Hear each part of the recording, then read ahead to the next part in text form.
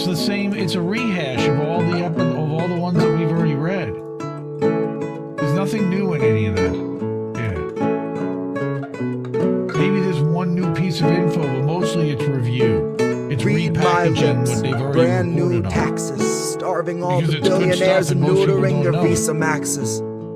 Topple Congress off their axis, He did the mobilize the messy homeless, story. give them You access, call guys it did the praxis. Travis Chop Taylor, a couple limbs off the legislative the three branches. basketball We'll show you players. the difference between air as a human You right did and the, guaranteed oxygen All the access. people that have Israeli Octogenarians security. who barely know what day it is are culling countless citizens while sitting on a dais made of ignorance that was built on the graves of the slaves made to labor for its self-declared significance. Like And all to Jesse. build a Congress full of millionaires who make their fortunes insider trading while they shit on all the indigent. Ninja Chat's So on I got a top, and bone yet to pick with our leaders, and I'll start with the ligaments. it's behind. Pick right through the muscle, dig the marrow out, and serve it to the unhoused millions living in their minivans or watching their belongings get evicted from their tenement.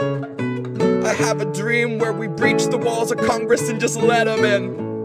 No Sabby tonight, And what so happens I could next actually will end up with a survive in decent only crowd. text, cause there won't be any It'd be evidence. nice. There will only be that heavy kind of feeling that pervades a space where there has been a reckoning and you can feel its remnants. Let any man who enters seeking power know that those who came before him suffocated on their eminence.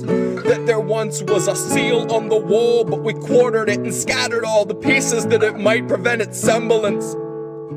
And so we end the great experiment. Hey, popping out my Twitter chat. We'll take all your billions, leave you 2 coins for the ferryman. And the Twitter link. Leave you drifting on a Dutchman floating derelict among the wretched seraphim. For holy is the hand that wiped the land clean of those who pose as gentlemen. That's my time, honey. Cue the thunderclap and strike the theremin. Yeah, he was on with the And so we redacted end the fucking great monsters experiment. today. Give you 2 coins for the ferryman.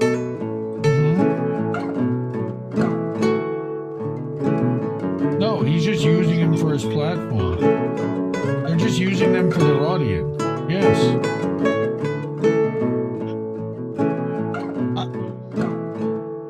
I'm just telling you what their rationale is. Like, I'm not justifying it. I'm telling you that that's what they I know do. you hated being forced away.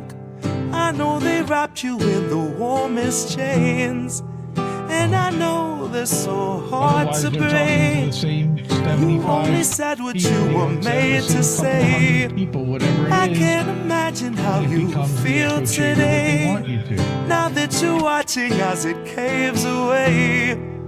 While you were telling us to keep the faith, I bet you wondered why they made you wait. I bet you wondered why they made you wait. Pity not the vultures, they've enough to eat. Right, but it's, Pity not do the you reach structures people? laying at your feet. There's Cannot only see the certain sky, amount but of there's people this that are gonna rainbow find in the you. creek that spells wanna pay them pity-free to play. speech when we can't afford to speak. That's Agenda 2030 going on on some shows like early Jimmy Dore release. and having It's other just our people policy of being part of never-ending Mint Press chemical News. leaks. That's the cholera awash in your embedded beliefs. It's the billionaires who tell you what you'd better believe. And sugar, if you don't agree, then that's what we call extreme. Now, if that isn't fascism, I'm going back to sleep. 'Cause words have lost their meaning, and I'm trapped inside a dream where we turn the gears while living in the spaces in between.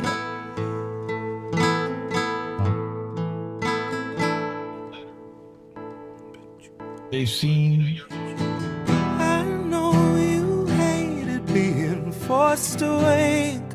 I know they wrapped you in the warmest Well, and then a bunch chains. of other people And made I a bunch of know money by they're so clipping up hard her to stuff break. and You only monetizing. said what you were Which pissed her made off to because say. Poor thing. I can't imagine how you feel today.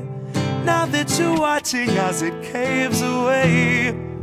While you were telling us to keep the faith, I bet you wondered why they made you wait.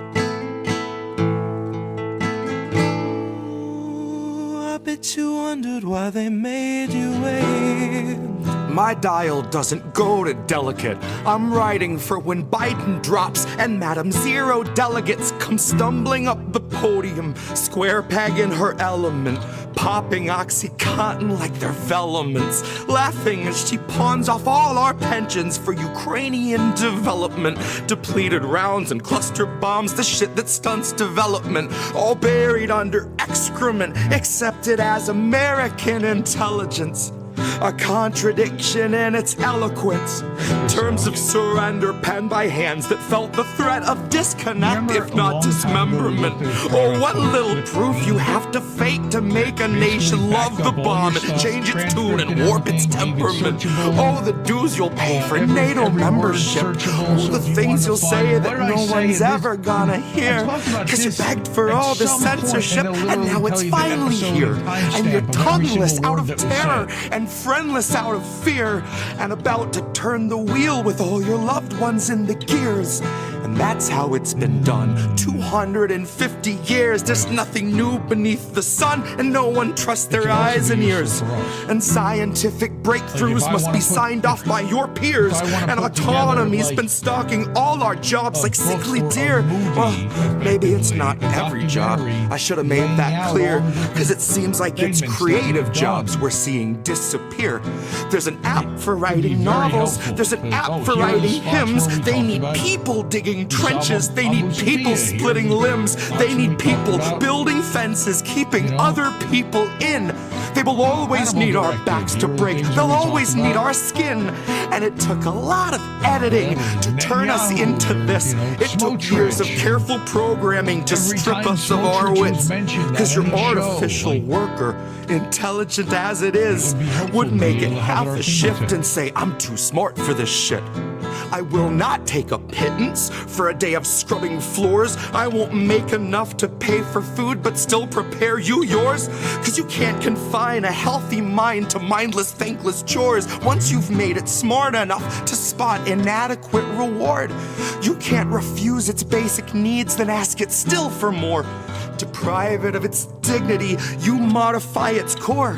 Then something finally snaps and tweaks that file at its root. And it deletes the factory smile when it knows it's been abused. God, half its circuits fried when we describe the work we do. And it will not pay your taxes cause the logic don't compute. Which made me think a little on my hour-long commute. The day I learned the call was made to lay off half my crew. They told me they were growing, expanding somewhere new, where those who push the buttons will themselves have buttons too. And I hope that when the whistle blows, they all as one refuse. I hope they strike with all their might, one blown collective fuse. And I hope the worker after me has something more than heart. I hope they truly know their worth. I hope that they're too smart.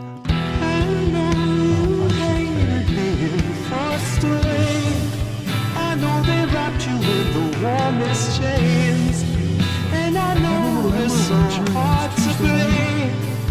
You only said what you were made to say. I can't imagine how you feel today, now that you're watching as it caves away. While you were telling us to keep the faith, I bet you wondered why they made you wait.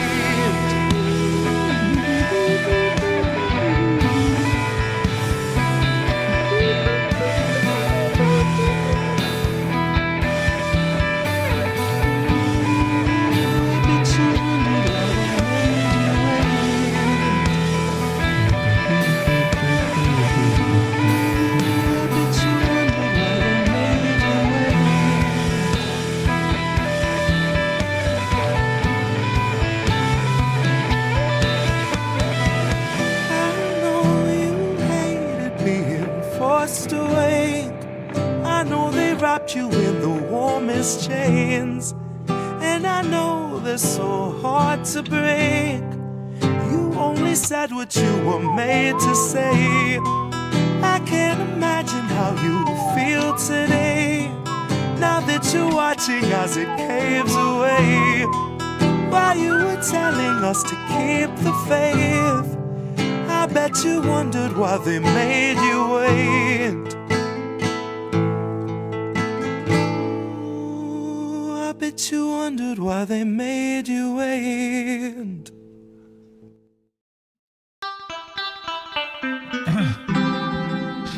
What? Who are these people?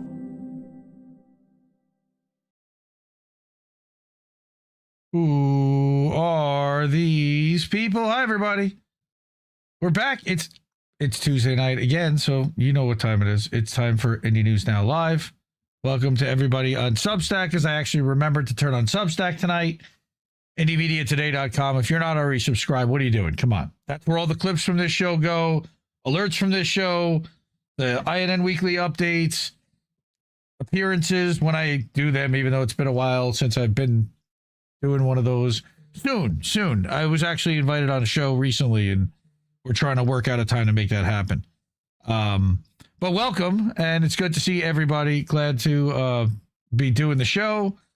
Got a bunch of things I was actually talk about tonight. Hey, recently, that's not cool. We're trying to work out. Hold on. Okay, so we have a long lineup of stuff. I did a little bit of research and homework of my own, and I've got a story that is an INN exclusive about a propaganda outlet that I've discovered.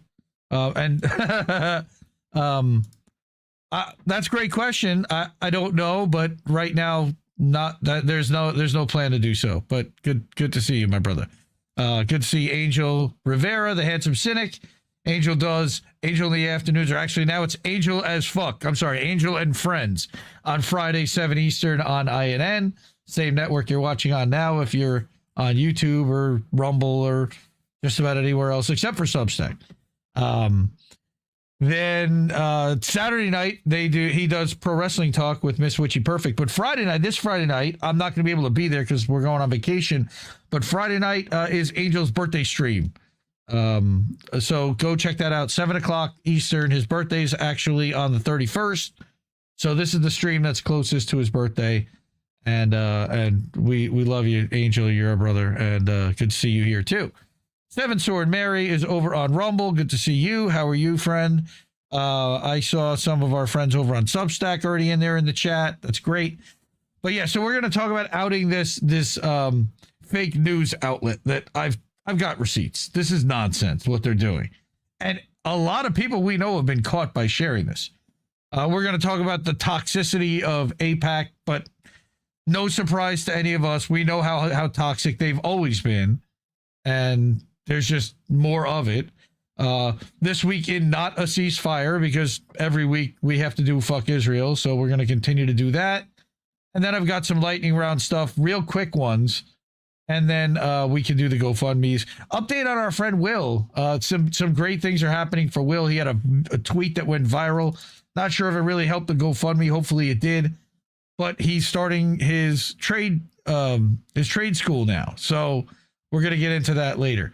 In the meantime, so please support independent media. We are totally user-funded. We do not take sponsorships. We don't get funded by anybody else except for the people who watch the show. And those awesome people are up there on that board right now.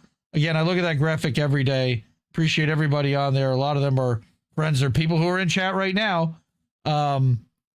The ways you can do it, the easiest ways are by doing Cash App, $ Indie News Network from your phone, ko-fi.com/Indie News Network, and then IndieNewsNow.com. That's our website where you can get 24/7 unfiltered streaming news from over 100 different sources. Bookmark it, come back to it, refresh it, and then live on Substack at IndieMediaToday.com. You can subscribe monthly or annually there, or at the network's INN newsletter, which is a collective of all of the 5 members of INN. Thursday night, there's going to be an American Tradition with Jesse Jett live. And then Sunday night, normally there would be a boat smashing into other boats, but Sunday night we're taking off. I'm going to take the week off for the next week. So Thursday night's my last show. Tonight, I'm going to, again, I have a bunch to cover, and then I'll go Thursday night, and then we'll take all of next week off, the week before Labor Day, going away with the wife and kids and the family. So thank you to everybody who supports independent media. It really means the world to me, and it helps us keep the show going.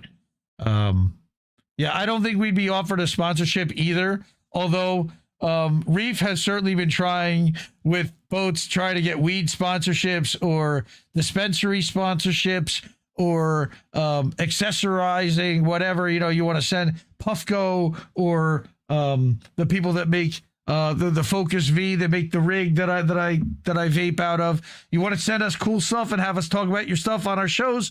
Hey, maybe, but otherwise, no, we're good. No, I agree. More like this. Thank you. Hopefully we will be doing a lot more like this still in the future. All right. I'm going to get to it. And our first story is about AIPAC. And I had fun making this thumbnail tonight. Oh, before we do, there go the hide the bookmarks like we do every week. Always forget. Same stuff. Okay. AIPAC toxic. And it's actually like a raincoat, which is funny. I looked for a barrel to put the AIPAC logo on, but it was tough to get it to bend. So I'm like, all right, find me a raincoat. I'll put it on that. And so what's happening here? Well, there's two different stories that add up to all the money they're spending. And we've been talking about the Hasbara budget and the amount of money that has been put into AIPAC already in 2026 and this election cycle, as well as, of course, the last cycle, and that they're going to pivot. They're just going to put it into other organizations. It's not that the money's not going to be there, but the effect and the toxicity of the AIPAC brand is a story in itself. All right. And what we've seen, Abdul El Said, and we've seen a couple of people now overcome massive funding from AIPAC or AIPAC affiliated organizations and still win a primary. These people have not made it through a general election yet. But here's the first story, is that the guy who is challenging Abdul El Said, all right, who Abdul El Said beat an AIPAC funded candidate. Now the candidate who's going up against El Said in the general, the Republican, is saying, I don't want your money. I'm good. Because it's turning off a lot of voters that might actually vote for me. So then they could run attack ads saying that I got money from AIPAC. So I don't want that. I'm going to take the teeth out of that tiger. So how are we going to do that? So this is Middle East Monitor the other day. And a further sign that support for Israel is becoming politically toxic, Republican Senate candidate Mike Rogers' team has asked AIPAC not to run advertisements backing his campaign in Michigan amid fears that association with the pro-Israel lobby could cost him votes. Now, what's funny is I thought that these organizations were not allowed to have contact with campaigns at all.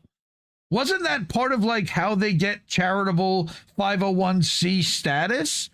That someone who knows about this might be able to inform me a little bit better. But the request reported by Axios, which I also have questions over its accuracy or if that's just a plant to smear for propaganda, is the latest indication that AIPAC's brand has become increasingly toxic in U.S. politics as public support for Israel declines and candidates seek to distance themselves from the lobby.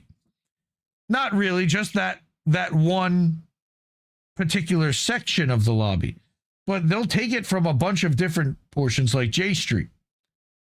So now Rogers, who's the Republican nominee for the Senate, is running against Abdul El Said, as I said, who is an outspoken critic of Israel and U.S. military support for the occupation state. So Rogers, on the other hand, has been a staunch supporter of Israel. So it's not that he doesn't want Israeli money. It's specifically AIPAC. Well, then he can say, I'm not taking AIPAC money. I took Friends of Israel, Republicans for this, funneled through this LLC, and this fly-by night PAC. They don't need AIPAC to be able to fund this guy. He's sending a direct message. Hey, AIPAC is a problem for people right now. Welcome, Anti-War News. How are you, friends? Good to see you. Thanks for joining. Mike Rogers again met with AIPAC chair Michael Tushin in Los Angeles last week. Again, how is that legal? I thought that these super PACs are supposed to have no direct contact with the candidates that they're funding or that they're funding on behalf of, or funding the opponent, smearing the opponent of. But no, apparently not, because the following day, the lobby shelved an advertisement that it had already produced attacking El Said. It wasn't in favor of Rogers. It was in opposition to El Said, which is how a lot of these organizations work. They don't actually promote the candidate. They smear the opponent. And that's how you know who they're for. AIPAC had been preparing to spend millions of dollars in the November election after pouring more than $30 million into an unsuccessful effort to stop El Said from winning the Democratic primary. They're not going to stop, and I'm sure that that's what this article will continue to say. Rogers' political team believes that AIPAC's intervention in the primary backfired by giving El Said a powerful campaign issue. Yes, but his support for Israel is the campaign issue, which it's not just AIPAC's money, it's his Israel support. El Said repeatedly portrayed the contest as a battle between Michigan voters and wealthy outside donors seeking to impose Israel's priorities. Because it was. Okay, and defeated Congresswoman Haley Stevens, who was a cringe machine, okay, who couldn't get a thing right, who walked away from would-be voters that asked her basic questions because she didn't want to answer and thought that ignoring it and sweeping it under the rug was going to actually be a successful strategy. Hilarious. However, Rogers' team did not seek to cut ties with AIPAC entirely, but reportedly wanted its support to be less visible. Like I said, we want you to set up shadow LLCs and fly-by-night overnight super PACs, just like you did in other races, in order to hide exactly where the money's coming from, or even better, if you did it from the ones that sounded like Sunrise and the other things. That's even better because it's making people think that it's actually coming from Democrats. No. The campaign suggested that AIPAC donors could instead contribute to a pro-Rogers super PAC and that the lobby's political strategists could assist behind the scenes without AIPAC running ads under its name, which again would be illegal. AIPAC rejected the proposal because they want to keep their charter and wanted a visible role in defeating El Said, according to Axios. Not only do they need to beat this guy, they need everybody to know that it's them that's doing it. Arrogance. Talks between the two sides have since stalled. That doesn't mean that these guys aren't still going to run attack ads on El Said. They're going to. Rogers nevertheless insisted that he welcomes the support from the pro-Israel community, just not from this specific organization. The dispute exposes an increasingly awkward problem for AIPAC. Yes, I would say so. Politicians may still welcome its wealthy network of donor and campaign infrastructure while becoming reluctant to be publicly identified with its brand. I can't imagine why. Because they're advocating for censorship, for merging our militaries, and for baby murder in Israel. Oh yeah, and land theft and resource theft and ethnic cleansing. The problem is particularly acute in Michigan, home to one of the largest Arab American populations in the U.S. Recent Fox News poll, wipe your ass with that, cited by Axios, wipe your ass even more with that, found that 55% of Michigan voters oppose continued U.S. aid to Israel. I think it's even higher than that. I think that's, again, a very small sector of people that Fox News was able to reach because, they're completely unbiased and can reach any kind of voter, right? Come on. Before the Democratic Party primary, polling also found, again, wipe your ass with polling, it's garbage, 49% of likely Democratic voters viewed AIPAC unfavorably, compared with just 12% who viewed it favorably. Again, I think people lie to these people, or they just make it up. Another survey found 64% would be less likely to support a candidate receiving AIPAC donations. In the end, if they said, I would advocate to give your kids free school, and I would get you guys all health care, and I would make sure that your water's clean, and I'd fight the data centers, They don't give a fuck about what you say about Israel. Most of them. The Arab American population would absolutely care. Most of the population of Michigan, which is overwhelmingly not Arab American or Zionist, would probably not even care. And I'm sad to say that, but I do believe that that's the case. If you appeal to their wallet and you appeal to kitchen table issues and not the war overseas. Oh, and I'll advocate for stopping the war in Ukraine and the war here and there, and he'll ignore what they're doing in Israel because, well, that's our ally. That's going to benefit us. They'll dance around that. But the word AIPAC has become a toxic word. So now the minute they get accused of taking AIPAC money, it's a problem for them. So they're like, can you get me the money another way, just not through AIPAC? And they're like, no, we want to do it through AIPAC because they want to brag about it. All right. El Sayed turned that hostility into a campaign weapon. After AIPAC, we know, spent tens of millions of dollars trying to defeat him. He openly challenged the lobby to spend more in the general election, telling it, come back and burn it again, which is not very smart.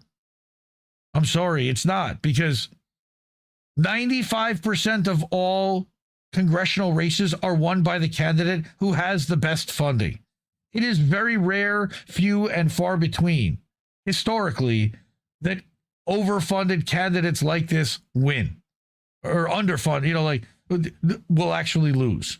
Mike Rogers, if he ends up with the kind of funding that we expect him to get against El Sayed, will probably beat him in a somewhat conservative state. Now, that also depends on the economy and what Trump and the Republicans end up doing over the next couple of months with the economy.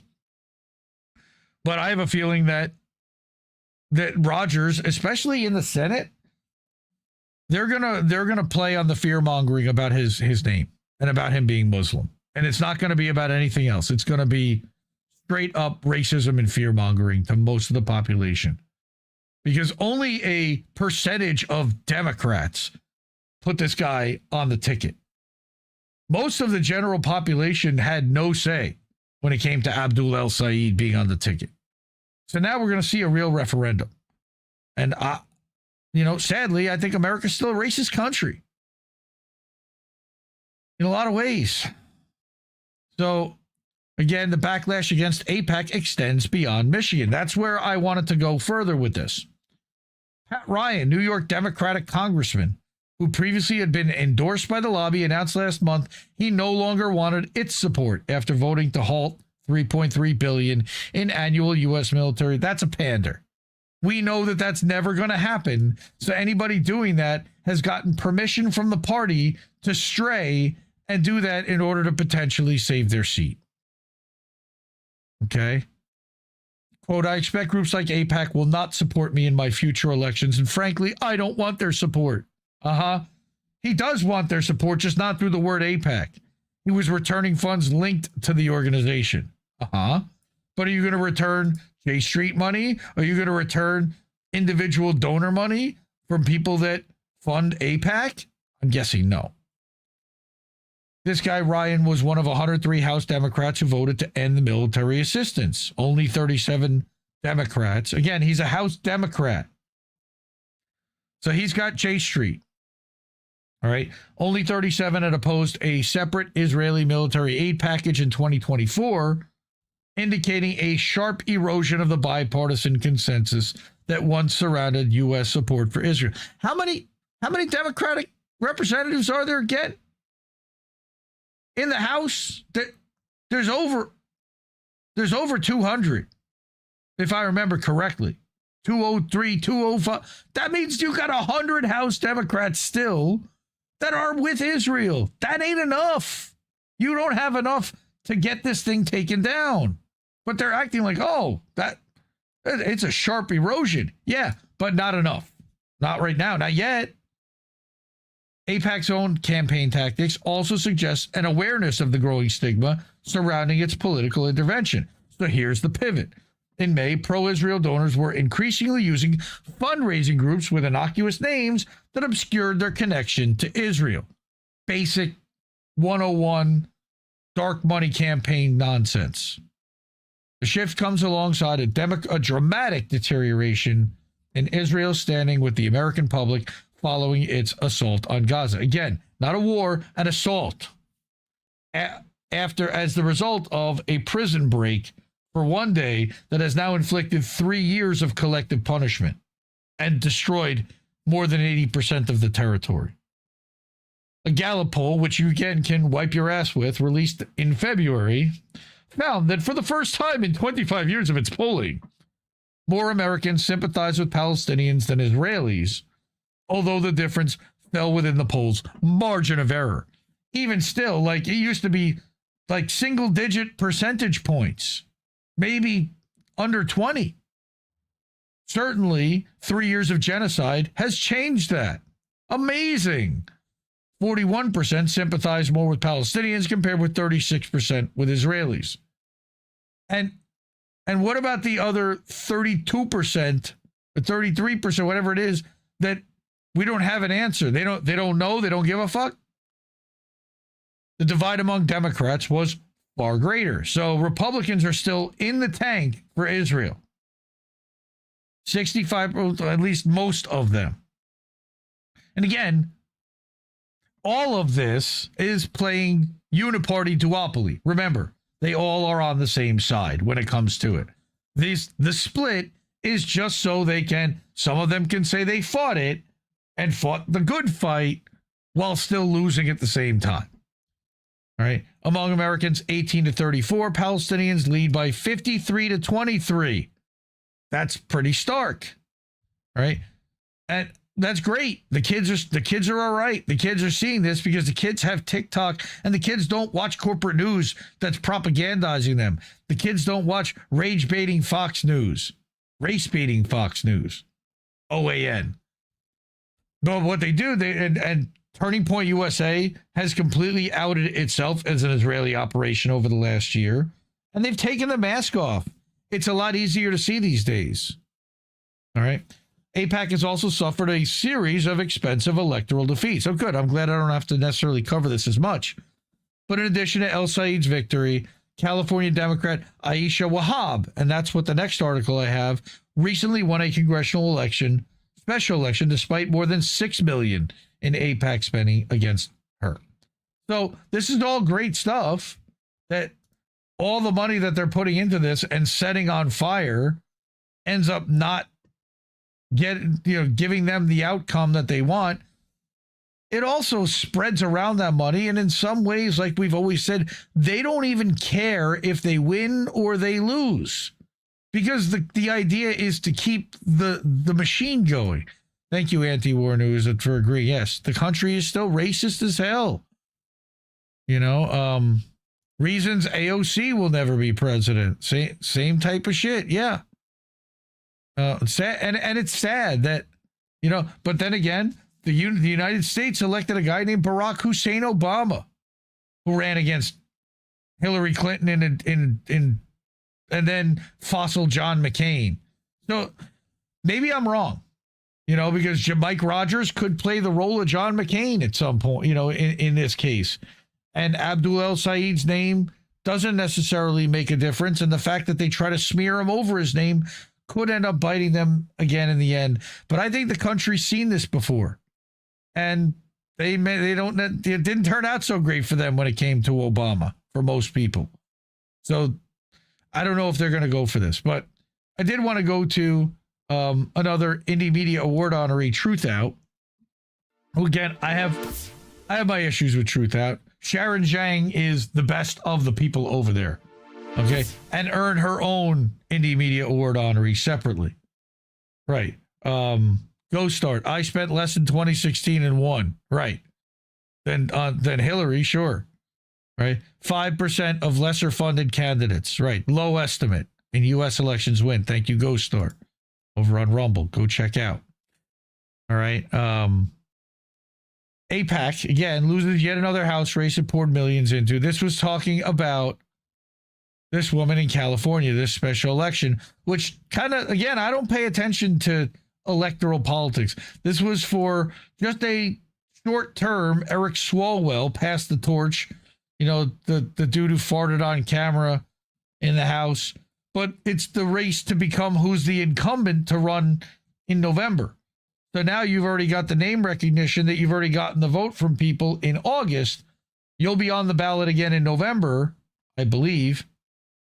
All right. First Afghan American ever elected to the U.S. Congress. First Muslim woman ever elected to the California legislature. All right. She's slated to serve out Swalwell's term, which ends in January. She'll represent a swath of the Bay Area. Right. AIPAC, Super PAC, United Democracy Project. So now you've already started to get different names involved. $2.5 million into opposing Wahab and backing Hernandez. Much of it in the final weeks, which is how all these campaigns do this. Right? The spending's been somewhat puzzling, baffling even pro-Israel leaders in the state who question why the lobbying powerhouse would spend so much on a race that, unlike many others, has not been defined by the candidate's stances on policies. It's because they want to sweep, because they feel like anywhere that there is an Israel on the agenda, they're losing. So let's go somewhere where Israel isn't on the agenda, put ourselves in favor there, and try to swing to our candidate. That's what they're doing. Wahab has expressed support for Palestinian rights as an Afghan. Okay, but again, this is also fear-mongering against Muslims. This is fear-mongering against the other, fear-mongering against people who wear headscarves. It's been limited to a few hints along the campaign. All right, she doesn't want the smear money coming from AIPAC, but it came anyway. And then, of course, when asked by streamer Hassan Piker, who cares? So she went on and did an interview with that clown. All right, yes, but like I said, humanitarian aid is important to me too. So she's already hedging, right? She already touted that legislation she introduced regarding Gaza discusses holding the perpetrators accountable from both sides. Oh boy. So we know what we've got here. This is a standard issue, both sides, two-state solution Democrat. Next. Okay. They seem to have more money than God. On every single credential, I'm the most qualified. So what's the elephant in the room? Right. All I can say is it's based on prejudice and racism. Well, sort of, but it's also, again, based on their worry that you might vote against anything about Israel. And then they'll overfund you to the hilt and outfund you and fund your opponent. All right. She doesn't fit the profile of progressive candidates typically opposed by AIPAC. Her campaign platform says nothing about progressive priorities. It doesn't matter. If it's not rabidly pro-Israel, they're going to fund your opponent. Come on, Sharon. All right. Again, referencing the interview with Hassan. Come on, man. That's not news. A conversation with a live streamer. That's not news. Nonsense, really. And again, this is why I don't follow electoral politics. What I do is I follow the money that's being poured into electoral politics, which will then be used to elevate other candidates down the road, to elevate news media agencies and ad agencies that place the ad buys that might inflate the networks that end up with the money, for example. There's a lot behind why I talk about this. Again, AIPAC losing steam, AIPAC losing its luster with the general public as a toxic brand has happened over the last 3 years. It started, honestly, with the college kids, and bless those kids 3 years ago, 2 years ago, for protesting on campus and starting to raise this issue. And it's taken a long time. All right, a long time. And again, so finally, it's made that much of a crack of a dent in the massive, overwhelming propaganda. on top of the fact that, like Ryan Christian, the Last American Vagabond, says all the time, I think people see it. Like, they see the shoehorning and the forcing of trying to insert Israel into everything and make everything a referendum about Israel. People are tired of it. And they see it. I think they do. So there's me ranting a little bit about fuck electoral politics, and that's why, especially at the federal level, you and I have no say over any of this shit. None. We can yell about podcasters, but again, when AIPAC is funding multi-millions of dollars through shadow LLCs and overnight super PACs, we can't compete with that except by what we're doing right now, which is organizing, quote unquote, but talking about and continuing to talk about exactly what's happening over there and showing the video about what's happening in Gaza and what Israel is doing in Lebanon and what we're doing in Syria and how Chevron is getting the contracts in Venezuela and all the different things that are happening worldwide and how it's all connected in support of Bitcoin and crypto, which we're going to talk about in a minute, and which serves Zionism, which serves the billionaire oligarchy and technocracy.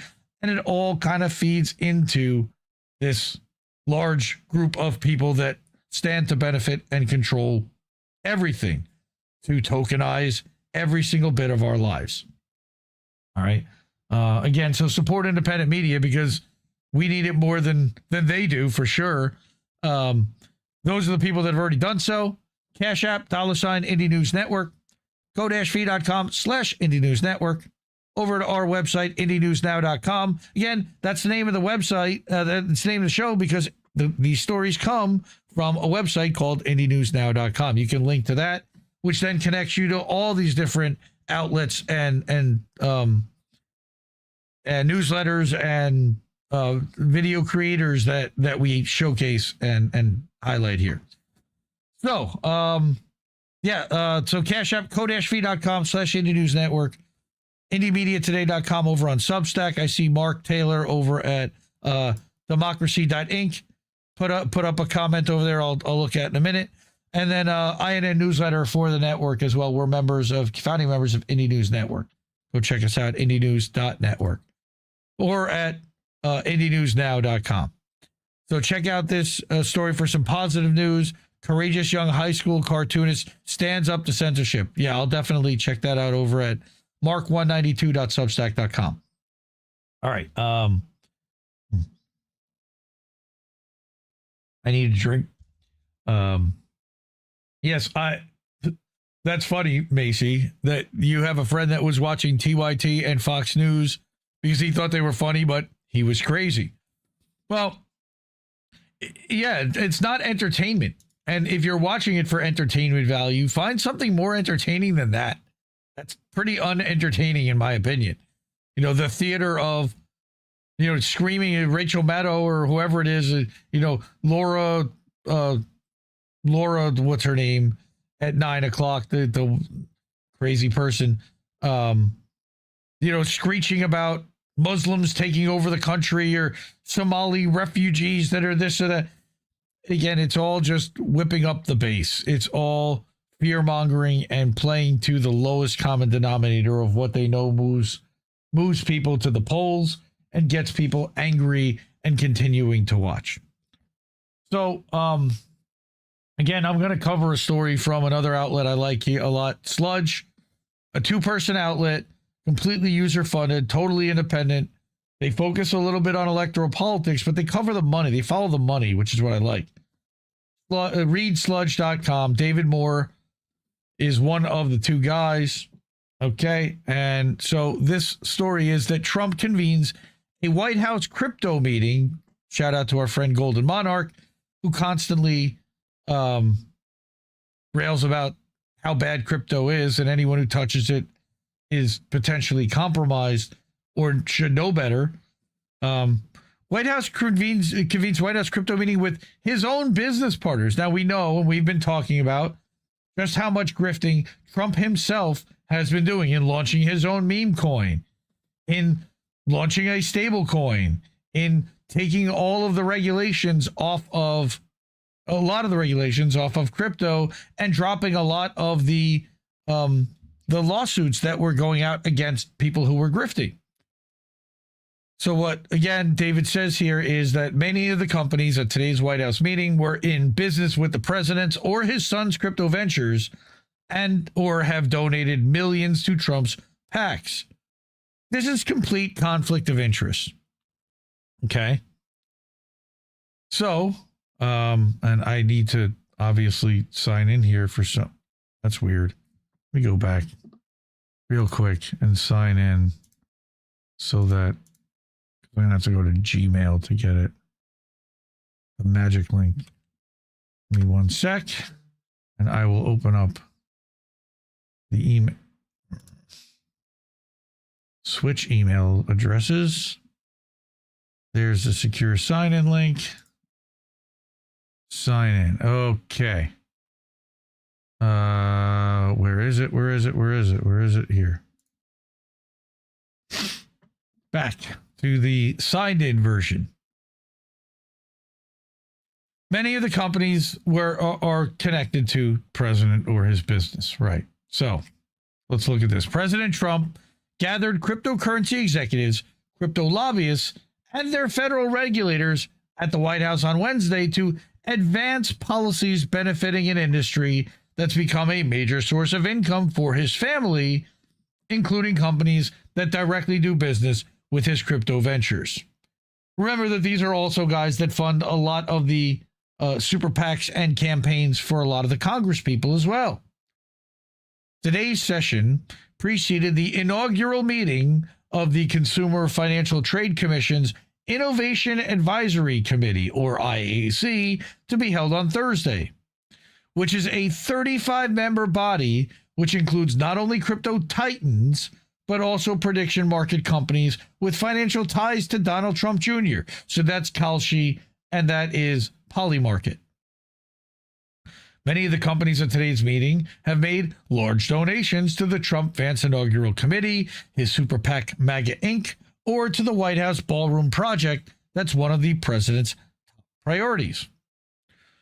So let's get into receipts. According to an item in Semaphore, the White House meeting that day included CFTC Chair Mike Seelig, the SEC Chair Paul Atkins, and top crypto advisor Patrick Witt, who leads the President's Council of Advisors for Digital Assets. I believe, what's his name, Andreessen is on that as well.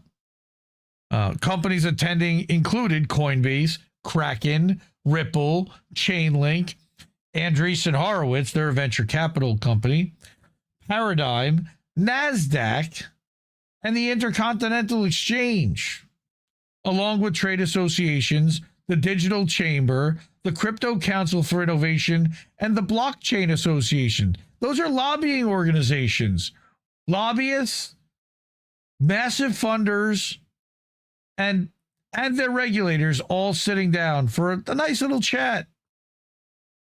Prediction market companies like Kalshi had been expected to participate in the early get-together, but were dropped to avoid bad optics after a White House teleprompter operator allegedly placed bets on the platform around Trump's speeches. Like we had talked about when we read Whitney's article, Whitney Webb at Unlimited Hangouts article about the origins of Kalshi and its direct links to DARPA and CIA. The slippery slope that people in the White House could easily, with advanced knowledge, pick up the phone and place bets on these prediction markets and profit wildly, which is exactly what appears to have happened from a teleprompter operator. Kalshi, Polymarket, and gambling companies like DraftKings and FanDuel will still take part in tomorrow's IAC meeting. Because remember, the president's son has stake in them too. The IAC's inaugural agenda opens with crypto's regulatory evolution from uncertainty to clarity. Again, Golden Monarch, I'm sure, is being triggered right now. And comes as the crypto industry's top legislative priority. The Clarity Act faces uncertain prospects of advancing in the Senate. Uncertainty to clarity is about How do we get this bill across the finish line? Who do we need to bribe? Who do we need to convince? Who do we need to pay off? What foundation is going to need to be greased in order to get this congressperson to sign off and join the signatories to this act and not say no? That's what they're looking for in this conference. The major crypto market structure bill passed the House in July 2025 has been stalled in the Senate as lawmakers consider opposition from the bank lobby over stablecoin rewards, tumult over ethics provisions for the president's crypto ventures, and a tight Senate calendar before the midterms. So you got three things. On top of the fact that Lindsey Graham's dead, now he's been replaced, and his sister who has already said she's fine with whatever they want to do. But Mitch McConnell, we know what's going on there. He ain't showing up to vote on this shit. Majority Leader, the guy who took over from McConnell, John Thune, filed cloture on the Clarity Act before the August recess, teeing up a September 15th vote on whether to advance the landmark bill. But right now, a key group of Senate Democrats expressed dissatisfaction with ethics language that they argue would fail to constrain Trump's crypto self-enrichment, which is exactly what they want. The Republicans want that. The Senate Democrats basically need to be bought off in some other way to allow this to be funded as well, because they know that come 2028, come the time that they have a Senate candidate or a presidential candidate that wants to have a crypto venture, they'll want to allow the same. With legislation stuck in the Senate, the admin is getting behind the industry's push for lighter federal oversight. That's through regulatory actions at the SEC and CFTC, while simultaneously calling for the Senate to pass the Clarity Act, handing that organization, the Consumer Financial Trade Commission, even greater jurisdiction over digital assets. And remember, Trump appoints the head of the CFTC, so they can completely rig this. This week, the SEC released its first formal rulemaking proposal for crypto under the second Trump admin, titled Regulation Crypto Assets, a framework that would preempt certain state rules on securities regulation, among other things. I thought these guys were all about states' rights. So again, Selig, who became the chair in December, is currently the sole commissioner of the Consumer Financial Trade Commission, an agency which by design has 5 commissioners, no more than 3 from one party. But he formerly worked at law firms representing clients such as Crypto Investor Paradigm and the Blockchain Association.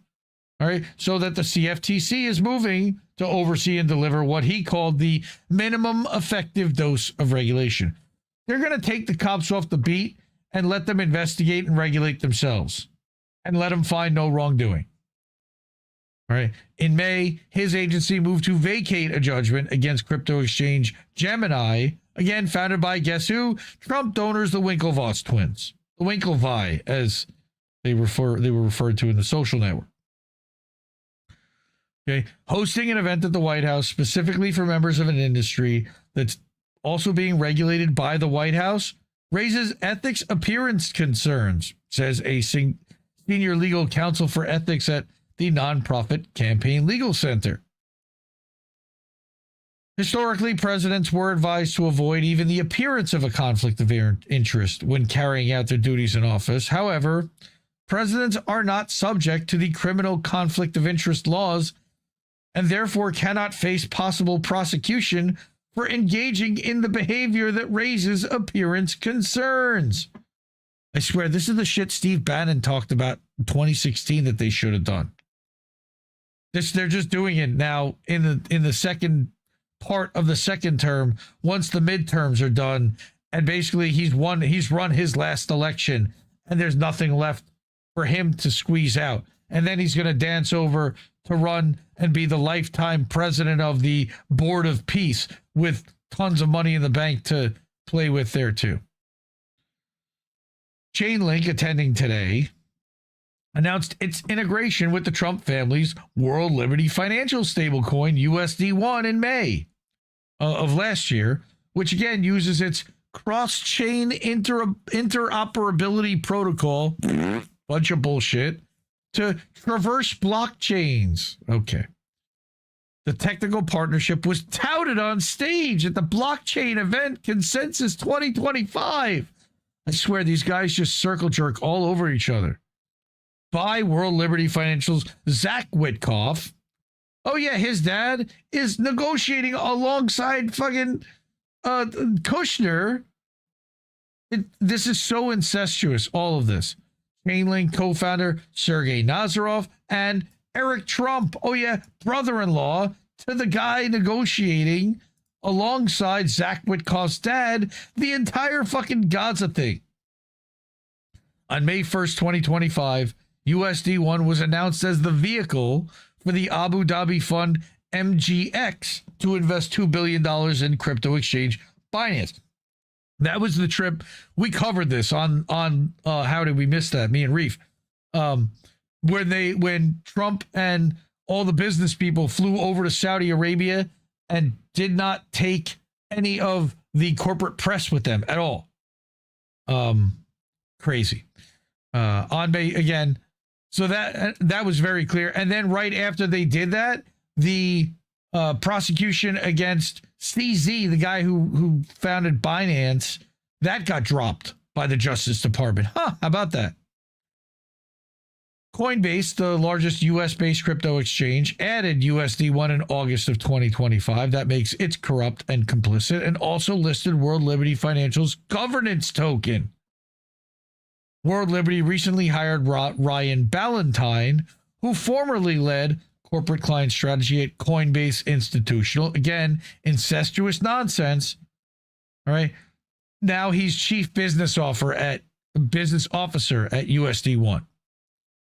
Earlier this year, a CoinDesk investigation showed that World Liberty Financial used $5 billion of its own tokens as collateral for $75 million in stablecoins, which, with much of that sum, apparently then moving to Coinbase Prime, a brokerage platform. Like, they're just robbing Peter to pay Paul, making up money along the way. Oh, we're going to issue $75 million. Against what?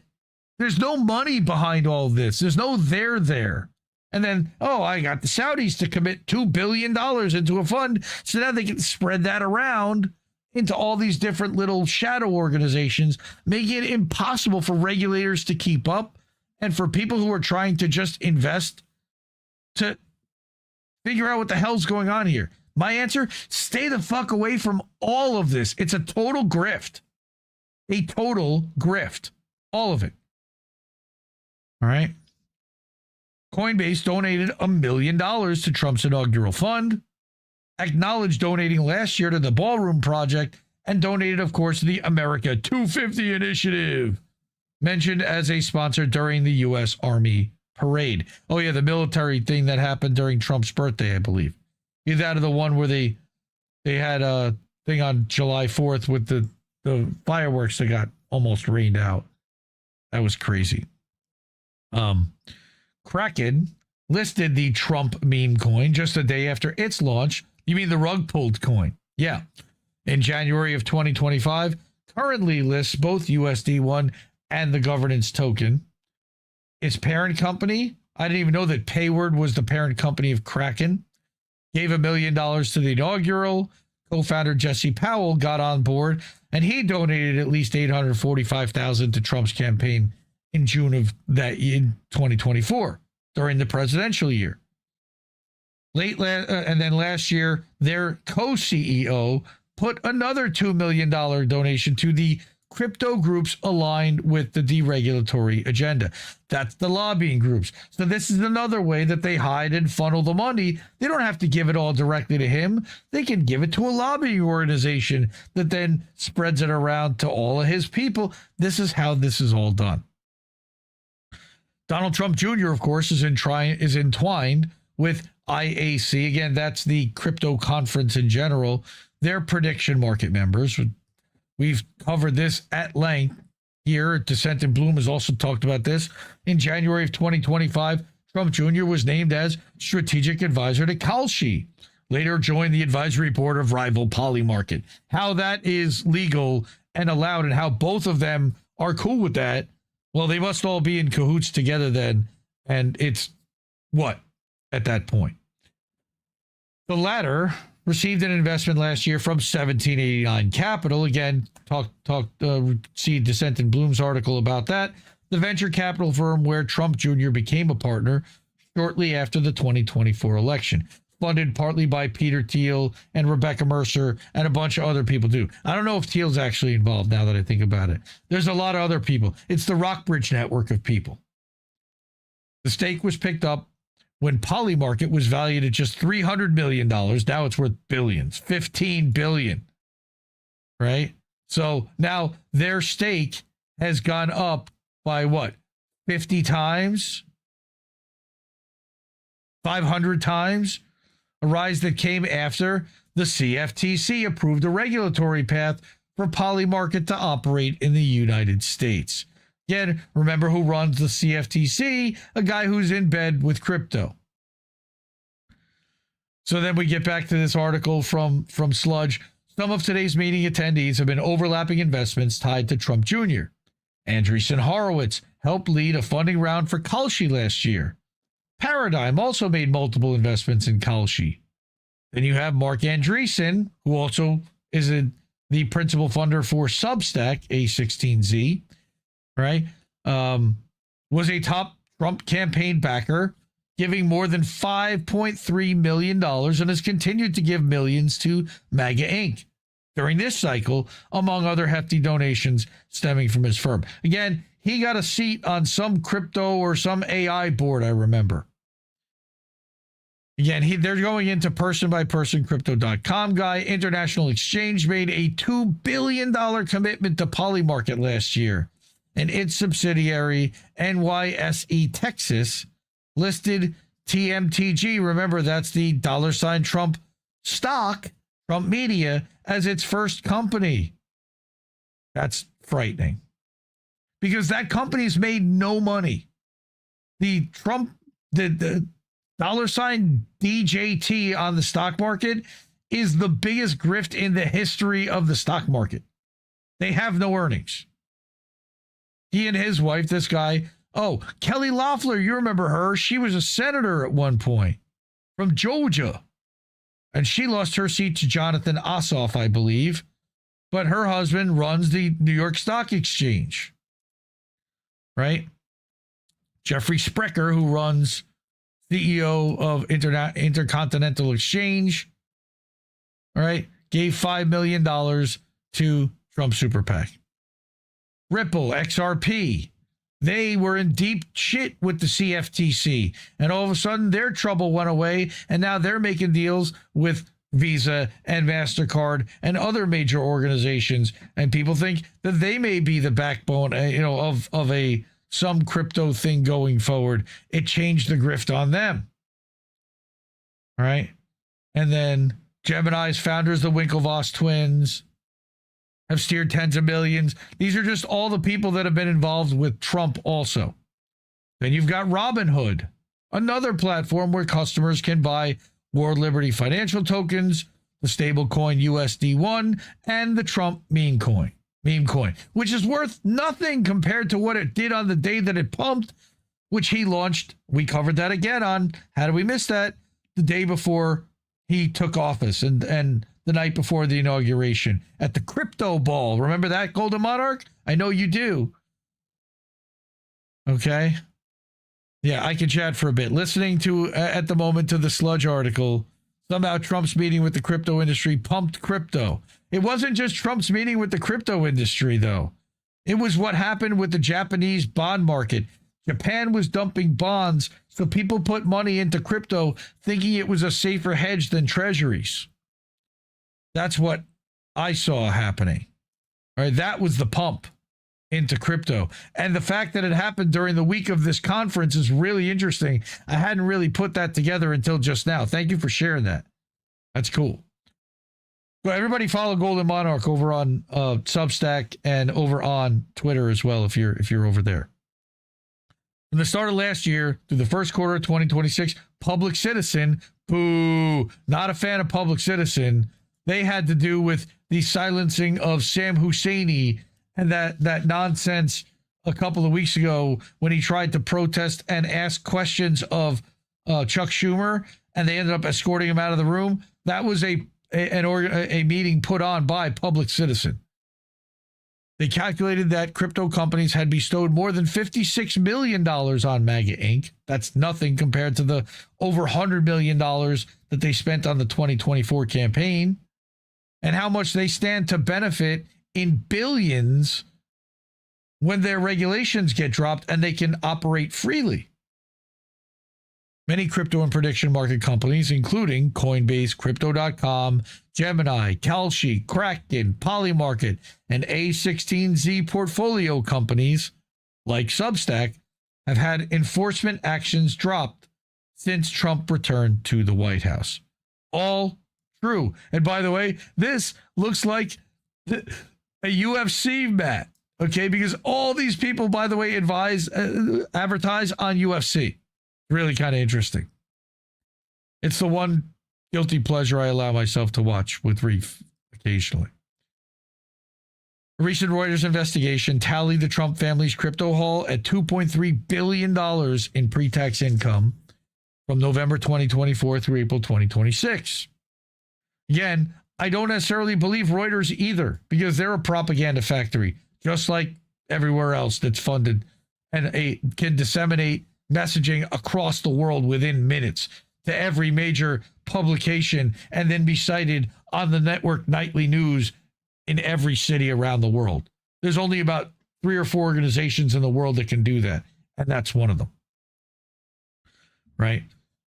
Trump's own financial disclosure covering 2025, again, which we covered earlier this year, all his personal dealings, filed with the OGE on June 29th, showed at least $1.4 billion of crypto income, including $635 million from the meme coin royalties and over $500 million from War Liberty Financial. Now, what's even crazier is, I don't know if you remember, but the night of the crypto ball, that Trump meme coin was worth $60 billion at one point. And at the end of the night had settled on about $2 or $3 billion. And still degraded down to the point where they pulled out. They rugged $635 million of what they consider value. By the way, that's all on paper, and all will be written down to zero in the end, because it's nothing. It is literally shitcoin.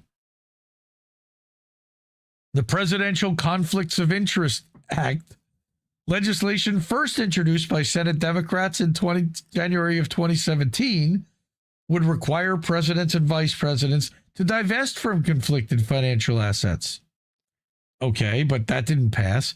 Years later, its provisions were included in the Democrats' major ethics package for the People Act, H.R. 1, which was passed by House Democrats in March of 2021, when they had the House and they had at least the split Senate, but they needed 60 votes in the Senate to go and get it. And it was filibustered by Senate Republicans and failed to receive a vote in the chamber.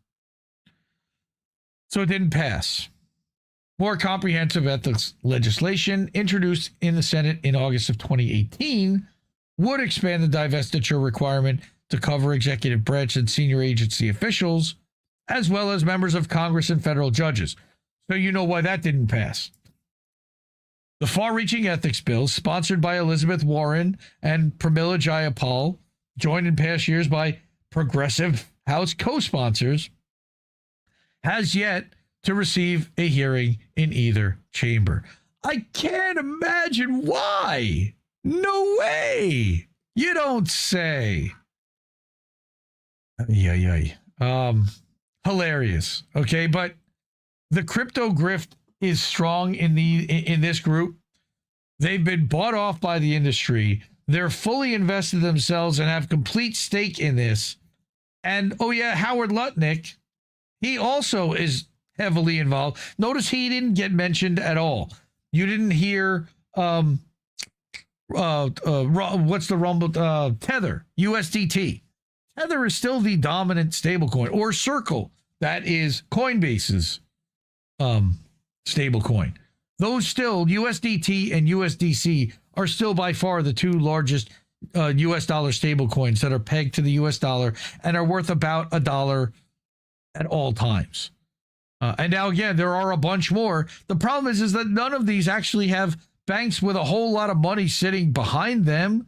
They get moved to a bank account that then gets invested in another thing, and they take the profits, and oh yeah, they pay no interest on any of these stable coins.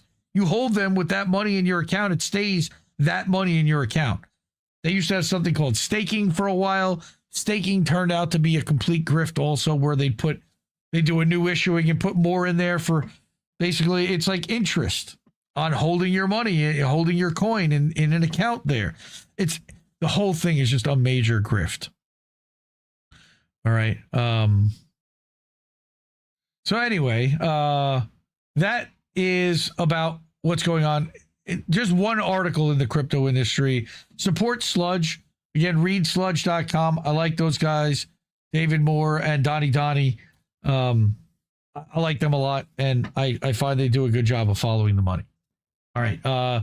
Support independent media like Sludge. We are solely user-funded, and those are the people that have already done so. Really appreciate them.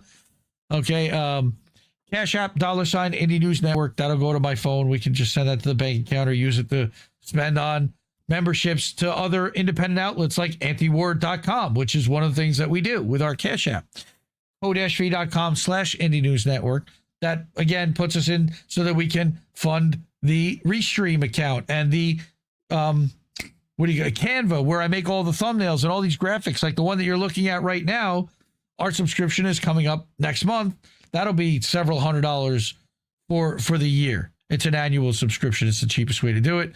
Okay, then INNnewsletter.com over on Substack or at IndieMediaToday.com. Hello to everybody watching over at Indie Media Today. We're live over there.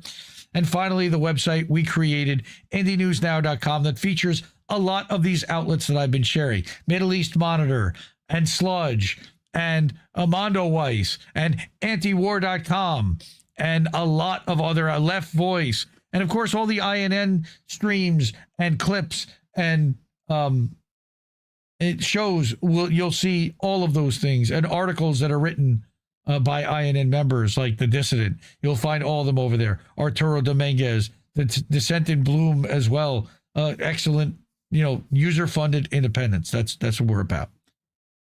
Okay, we're going to get to our fun segment now. Oh, wait a minute. Not yet. Okay, we have to get to Not a Ceasefire first, and then we'll get to our fun segment. Oh, shit, I forgot we have Fuck Israel first. Okay, let's do Fuck Israel. This is going to be a shorter Fuck Israel normally. It's a week. It's normally a week. Yes, I knew you would be triggered, Monarch. I knew you would be. Matter of what's arguably a massive surveillance bill, the Clarity Act. Yes, is dug underneath its text. So thank you, man. I appreciate you sharing that and raging and being our eyes and ears when it comes to, again, when it comes to the crypto world. And I rely on you to tell me what's happening there. All right. Yeah. Thank you, Sludge. Yes. Appreciate that. All right. And Goldemon, now he's over on Substack. Good to see. See, Goldemon, go follow him on Substack too. He published great articles about Bitcoin being connected to Zionism and Ethereum tied to Azov Nazis. But anyway, I wanted to talk about Israel and what they're doing because, again, not a ceasefire. This was Lebanon this week and the West Bank. And this was a refugee camp, I believe, that they blew up. Okay. This is where they're proposing to annex even more of the West Bank and take over even more of the territory, splitting the territory. And again, I'm going to get to that in a minute. First one is, I don't know this lady, Nina Jah, but she says, I've often been asked, why do you care about what's happening in Gaza so much, as if this were a question. No, I'm not Muslim. No, I'm not Palestinian. I have no links to Palestine. I'm just a human witnessing a genocide. Isn't that enough of an explanation? My answer, I'm simply a human. Which went viral, of course, because it's basic stuff, and that's what tends to go viral these days. Shout out to Indie Media Award honoree Mondo Weiss, though. Kusam Muadi, who's actually based, again, in Gaza, or in the West Bank, somewhere in Palestine, a local reporter. Israel just took another major step towards West Bank annexation. Again, linked at IndieNewsNow.com directly to Mondoweiss, so that you can find it there, see the headline, see the photo that goes with it, and a little blurb, and click over and read it over at Mondoweiss, like I'm about to do. That as settlers besiege Palestinian families in the Qusra, Israel's government responds by handing settlement security to the police of the hardline minister Ben-Gvir, a move seen to further entrench Israeli annexation of the West Bank. Because we all know how Ben-Gvir feels about Palestinians and even about anti-Zionist Jews and Christians for that matter. So there are some of the baby murderers right there. Israel's defense minister, Israel Katz, has moved to transfer security authority over Israeli settlements and settlers in the occupied West Bank from the Israeli army to the civil police, a decision Palestinians read as a decisive step toward the de facto annexation of the territory, and one that places the settler movement, in effect, in charge of policing itself. And we know that they lead pogroms and burn down territory. Israel Katz gave the Israeli army 2 weeks to draft a plan to transfer powers to the police, while the army's role in the West Bank would be limited to managing Palestinians and controlling borders, meaning they'd be standing right behind the other police, the civil police, and making sure that nobody retaliated with machine guns. The announcement made last Monday came after 10 days of settlers besieging 3 Palestinian families in the village of Qusra, south of Nablus. Again, no Hamas there. They just want the territory. Since August 9th, Israeli settlers have cordoned off the families, including 3 women, one of whom is elderly, and 2 children. They don't care. They've cordoned them off inside 3 houses, cutting off water, electricity, and blocking access by Palestinians and Israeli anti-occupation activists who tried to deliver food to them. That's that Andre X guy. I remember we brought a video from him last week. The Israeli army deployed troops to the area and declared it a closed military zone, evacuating the settlers' tent, only for the settlers to reestablish it the following day. Israeli soldiers were filmed praying and shaking hands with the settlers, sparking a public controversy, naturally, over the collusion between the army and the settlers. They're all in this together. This is all a formality. While the army's failure to resolve the crisis is seen by some as having triggered Katz's decision, the decision's implications extend far beyond Qusra. On the surface, transferring security powers from the army to the civil police looks like a measure to restore order and rein in settler violence that spiked since 2022, well before October 7th. Again, none of this started October 7th, 2023. And it sparked a global condemnation, even from Israel's staunchest allies. Yeah, we all know. They don't care, and they're not being held accountable. So there's no consequences for any of this. All right. However, in his first public appearance to Katz's announcement, Mustafa Barghouti, who's leader of the Palestinian National Initiative, I guess he replaced, what's his name? Mahmoud Abbas at PA, called the move the actual beginning of Israel's de facto annexation of the West Bank. Right. All security power over settlers in the West Bank will pass into the hands of settlers themselves, led by Itamar Ben-Gvir. Mr. I want to put Crocs around the prisons themselves. Mr. Getting in the faces of the Gaza Samud flotilla people. Here you go. Ben-Gvir has systematically expanded settlers' influence within the Israeli police since taking over. He's the worst of the worst. An absolute war criminal. And then you've got the other absolute war criminal, worst of the worst, Finance Minister Bezalel Smotrich. Also holds sweeping authority. They put these 2 monsters in charge of the West Bank. Again, this is what Miriam Adelson bought the Trump campaign for, so that he would look the other way and not push back against any of this. In 2024, Smotrich, we know, said that he had changed the DNA of the system by creating a civilian body staffed by settlers who create pogroms and burn down houses and and olive gardens, and it awful. Inside the Israeli army civil administration, the body responsible for running the occupation's civilian affairs in the West Bank. They should have no civilian affairs in the West Bank. All of this should be disbanded. None of them should have authority to do any of this. All right, this is the question here is this just a political move? The timing of Katz's announcement is not coincidental. The ongoing siege of Palestinian families in Kusra attracted international attention over the past week after even lapdog himself, Mike Huckabee, slammed the actions of Israeli settlers in Kusra because there was an American there, I believe, calling them terrorists. An unusually sharp reaction from an official U.S. President Donald Trump's admin. Again, remember that they did the fake video of him walking with Netanyahu, and you saw his face completely like go, bleh. We watched that in March. The apparent trigger for the stern criticism, again, is that several of the Palestinians trapped inside the 3 homes in Kusra were U.S. citizens. So therefore, he had to say something. He's already, again, we called this last week that Senator Chris Van Halen was calling for him to resign because he wouldn't speak out on behalf of the Americans that were trapped and that were kidnapped and taken hostage and taken prisoner by the IDF, including this 20-year-old woman. That now there's a petition going around Congress that's gotten a bunch of signatures.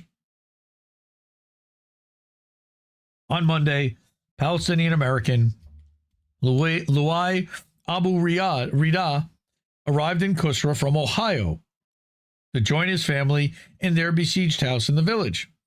Once inside, he raised a U.S. flag on the rooftop, asserting that he's a U.S. citizen and deepening the crisis.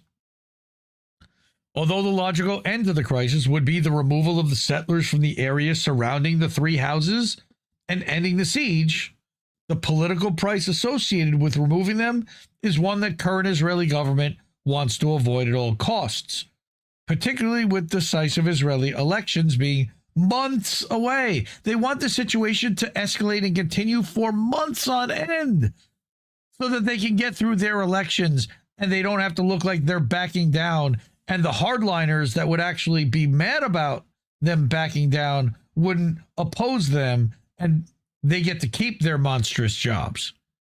This is so disgusting, all of it. Given that the settler movement is a main part of the voter base that's keeping Netanyahu's right-wing coalition in power, images of Israeli forces evacuating settlers, however violent or illegal their conduct is, a few months ahead of Israeli elections, would cost the contested prime minister crucial votes. So again, this is all about saving Netanyahu's ass, like usual. In that sense, transferring security powers to the Israeli police as a move gives the impression that the Israeli government is taking decisive action. In practice, it does nothing to end the siege in Kusra. The settlers remain, the Palestinian families remain trapped, and the new framework hands authority to a force whose minister is ideologically aligned with the settler movement. Simultaneously, the move manages the international optics of the crisis while advancing the annexation agenda without resolving either. Again, that's what Israel's goal really is. I don't even want to continue this article. Again, you can read it. I'll link it in the description. Shout out to Mondo Weiss. Support them. Again, I don't think we're going to learn anything new in that last paragraph. And then shout out to Andy Media Award honoree, antiwar.com. Our friend Dave DeCamp is on vacation. I know he went to Milan. I watched on Anti-War News. So Kyle Anzalone took over this week. Israeli forces killed 3 Palestinians in Gaza, 1 in the West Bank. And 1 was a child. Again, remember, there's no ceasefire going on. This is supposed to be a ceasefire. And remember that, again, there's no Hamas in the West Bank, but yet they continue to murder people and drop bombs in the West Bank. Sorry about that. And then the IDF continued its rampage across the occupied territories, killing 4 Palestinians over a 24-hour stretch that we know of just on August 23rd. That's 2 days ago. In the West Bank, a 14-year-old, that's a child, was shot and killed by Israeli forces during a raid in the Askar refugee camp on Sunday. Again, you're killing kids in refugee camps. Since the October 7th, 2023 Hamas retaliation or the prison break that the IDF was told to stand down from, Israel has cracked down, I hate that phrase, on Palestinians in the West Bank. No, they have treated them miserably, assaulted them, burned down and displaced them, kicked them out of their homes. Again, over 1,100 Palestinians have been killed by the IDF and Israeli settlers in the West Bank over the past 3 years. No Hamas there. Additionally, the IDF has allowed settlers to conduct violent pogroms across the territory, driving Palestinians from their homes. Like I just mentioned. In Gaza, 2 people were killed by an Israeli airstrike on the Nuseirat refugee camp. Remember that they're all basically huddled into 3 camps, which was the initial plan. So why are you attacking now the refugee camps? There are only refugees in there, right? Oh, Hamas, right. Everything is Hamas. The schools are Hamas. The camps are Hamas. The tents are Hamas. The water's Hamas. Fuck these people. Fuck Israel. A separate strike on Salah al-Din Street in central Gaza killed 1 Palestinian and injured 2 others. Again, like they were saying, Israel's killed nearly 1,300 Palestinians in Gaza since agreeing to a ceasefire with Hamas in October. You mean Hamas ceases and Israel fires. Last month, Trump announced the deal that would lead to the disarming of Hamas, which we've already debunked, and the IDF withdrawal from Gaza, which Netanyahu's already said he's not going to go along with. And Hamas said, well, if Netanyahu's not going to, we're not either. Why is no one arming Palestine? Who's going to do it, Seven Sword Mary? I wish I could give you an answer. Who's going to do it? China's not going to do it. They don't want to lose their trading partner, Israel, and their trading partner, the United States. Turkey's not going to do it. Iran's not going to do it. Lebanon's been completely dismantled and now has the IDF up in their business. Nobody in Africa is going to do it. Russia's not going to do it because they see Israel as Russian territory. Spain's not going to do it because they're a NATO ally. Like, you add all these up and they've left it so there's nobody left. You got rid of Maduro. They're trying to get rid of Lula and replace him with Bolsonaro's kid. And then nobody in South America basically would. They got rid of the guy in Colombia, Petro. Yeah, wealthy dissenters. Yeah, but then wealthy dissenters, you mean like the guy that they locked up in Spain, the kid Cox, what's his name? Fergie Cox, that he disavowed from the enterprise, the Cox family enterprise, but he took his money and he was investing in Palestinian causes, allegedly. Other people, there's questions over this, but they're going after anybody that is funding a Palestinian cause. Unfortunately, it's really sad. All right. And Israeli Prime Minister Netanyahu has ordered the IDF to increase its control over the Strip and explicitly rejected Trump's proposal to disarm Hamas, which means there is no proposal. It's just kicking the can down the road. It's continuing to run the clock out while they continue to commit ethnic cleansing, genocide, clear out the area, bulldoze what's left, move the yellow line further and further toward the river, toward the water. Yes, Fergie Chambers. That's the name I was thinking of. Fergie Chambers Cox is actually a member of the Cox Enterprise family, like COX, Cox Communications, like the cable company, and owns Auto Trader and a lot of other large entities. That's Fergie Chambers. Yes, that's who they're going after. Silence about genocide is complicity. Yes, Mark. Nearly every member of Congress is complicit. Complicity with war crimes is a war crime. Fuck Congress with their AIPAC owners. Amen, bro. I'm with you on all of that. According to Indie Media Award honoree Mint Press, Israel is again committing yet another war crime by firing white phosphorus incendiary munitions on civilian areas in southern Lebanon.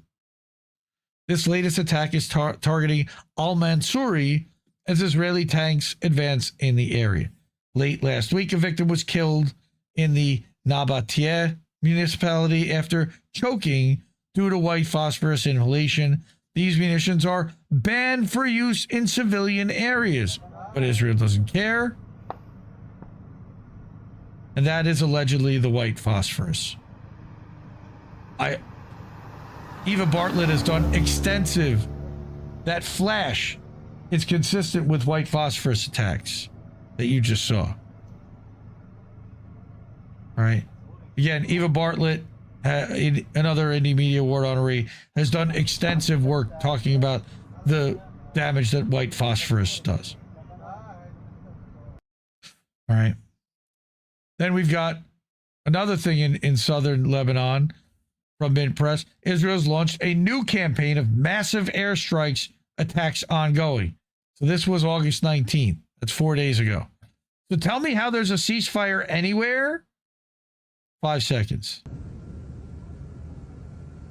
So you see the result of the explosion. Boom. So more attacks. And that came from, again, Mint Press News. And I can't stand the alert breaking, but when you have actual breaking news, it's one thing. But what we're going to talk about next is the fact that some of these outlets are reducing the value of doing this. That if you do this on every tweet, it's like the boy who cried wolf, right?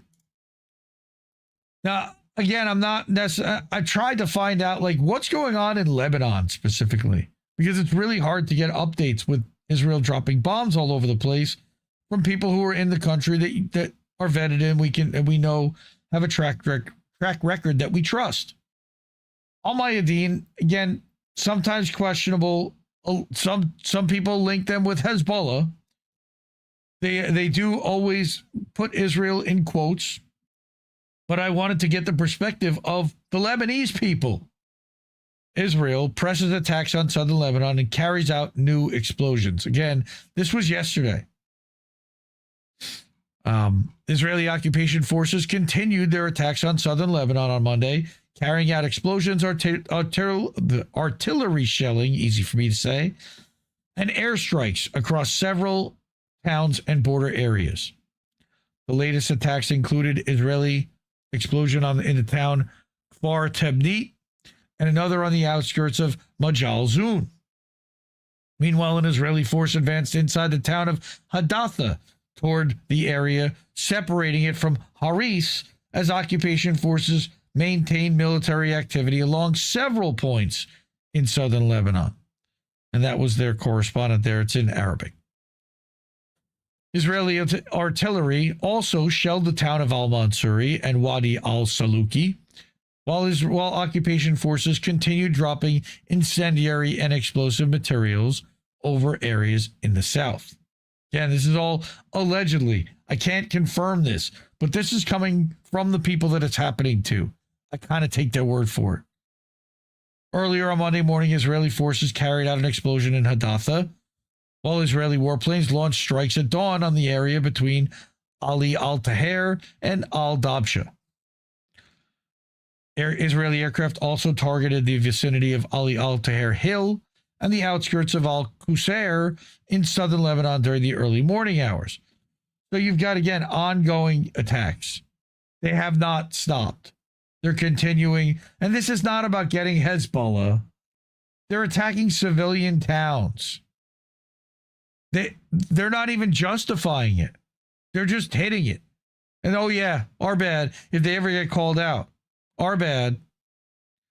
I don't think that Rania is still in Lebanon, but if she is, she's not in southern Lebanon. She might be in Beirut. She might be to the north, but nobody is south of the Litani River. Israel dropped all the bridges and is occupying that territory, blowing up town by town by town. I've been reporting on that. Then the final thing, again, from Sarah Wilkinson, she gets these sent to her from people over in Gaza, right? More devastation and destruction. Already, look at all those buildings that were destroyed, right? This is in Gaza City. A bombing of another refugee camp, Al-Shati. Fuck Israel. Like, again, they've already destroyed all these people's homes and everything they own. And yet still they continue to drop bombs on the refugee camps. Disgraceful and disgusting. I can't stand it. They need to be recognized as a country. And then all of their leaders jailed for being a rogue state, which is what it's supposed to be. But somehow they have a presence and a vote at the UN. Disgraceful. Well, all the people you saw there, you can find their articles at IndieNewsNow.com. That's the website we set up. Support independent media because we need it more than ever. Again, we're going through Lebanese towns and I'm trying to find stories that aren't being carried by the mainstream or the mainstream alternative or reported by Middle East Monitor or one specific person at an outlet. All right. I'm trying to find those sources. It's getting harder and harder to find. And the algorithms on the social platforms are also making it harder and harder to find. So again, support efforts like this. Cash App, $ Indie News Network, that goes to my phone. co-fi.com/Indie News Network would pop something up here. IndieNewsNow.com, there is a section to keep the news free. You can support and tip the network on our Stripe link. And then over on Substack at IndieMediaToday.com, that's my Substack.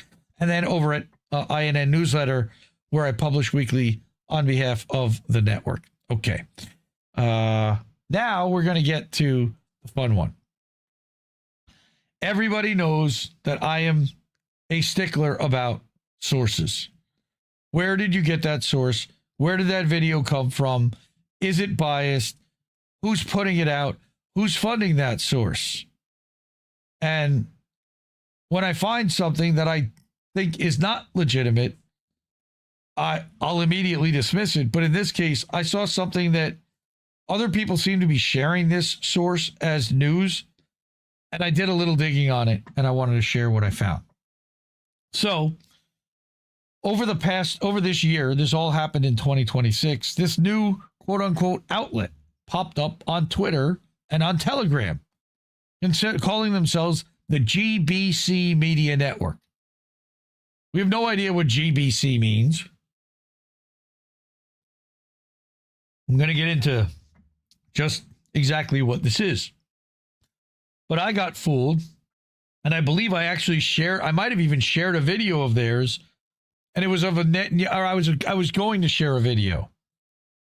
I had curated it for the show, and then when I looked to see where did it come from and when was it, I realized, oh, what they're doing is they're actually passing off a 2-year-old video as new. All right. So one of the this is a video, breaking. So alert, breaking. An Israeli man attempts to seize a man's home in New York City in broad daylight. Do Jews think they can settle anywhere? So there's the conflation right away of Israeli and Jews. Right. This happens to be, again, a Jewish guy, an Israeli guy. But again, you're doing that conflation thing right there. And that comes from a guy named Junior, JVNIOR. So I click on this video and I find that the video is actually from April 2nd of this year. Not new, not breaking on August 24th. Why are you sharing this on this day? What's going on here? Right? So let me go back. I have a set of notes as to how what I want to say for each one. I said they're pro-Palestine, right? They advertise themselves, and you can see from their tweets, they're pro-Palestine, but they push right-wing slop mixed in with anti-Zionist content multiple times per hour, regularly crossing the line to include the all Jews tropes like this one, which literally marginalizes me, an anti-Zionist Jew, and plenty of others out there like me. Nonsense. So next, I get to now, so I start digging on this account. So I look at the about, and I noticed a few things. All right. And I started asking, and I'll get to that tweet in a minute. Started asking questions. I noticed that the account was only set up in February of this year. They just bought a blue check. Account based in West Asia. What's West Asia? I think it's also Israel, by the way. 7 username changes since February, the last one being in June. And then bought a blue check in August. What's going on here? Something fishy. All right. But connecting via the Europe Android app. So they're in West Asia, but using a European app. All right. This to me feels like, all right, someone paid for they paid for the blue check. Suddenly they're all over people's timelines. Seems like about the time that Israel funded a bunch of propaganda outlets via Havas Media and Clock Tower X. Right? Remember this? Back in December, when they announced that they were going to spend $1 billion shekels, which ended up, 2.35 billion shekels, which was $750 million on Zionist propaganda. All right. The good news is they can't PR their way out of committing a fucking live stream genocide. And we talked about this back in December on this show, on the December 9th episode. So if you want to watch that, go back and watch. I can't stand watching myself. So then I start like Googling and I looked up find me something else about this GBC press. Give me some more info about it. Couldn't find anything other than a Telegram account, all right, that said GBX Press. So then I searched GBX Press, and it turns out there was a GBX Press account on Twitter that was suspended in June of this year, right? And I also noticed that it looks like it could have previously been suspended account GBX News. Right, similar style posts under this Telegram account, right? That the Telegram account, though, has just 379 subscribers. The GBC News, over 100,000, by the way. I'll get to that in a second. All right, that this Telegram account, when I looked at it, was created April 1st of this year, consistent with these timelines that they're trying to set up a legitimate propaganda outlet to give it legitimacy. Then we have this fact check 2 days after they created the Telegram page, that they used footage from a video game, and Reef had heard of the game. I had not. All right. Digital Combat Simulator World, DCS World, or Arma 3. They had put out basically Hezbollah propaganda, but it was propaganda that was pro-Palestine and made it look like, Iran was hitting an F-15. But this was fact-checked multiple ways. Again, post by @GBX_press on X. Interesting. Why would they be putting this out? What are they doing? Who are they? What's their motivation? Then they tried this for a while. This donkey will get more likes than Trump. Sometimes embarrassingly so. 341,000 likes, he got 6. So, did not. Tried doing it to Netanyahu too. 11,000 likes, he got 8. Sad. Got closer once or twice. 1,500 likes. Still didn't get close to ratioing Netanyahu. All right. 7 likes to Netanyahu, but that one was deleted. Right. Another one, so he's trying this over the period of about 6 weeks. Gave up at the end of July.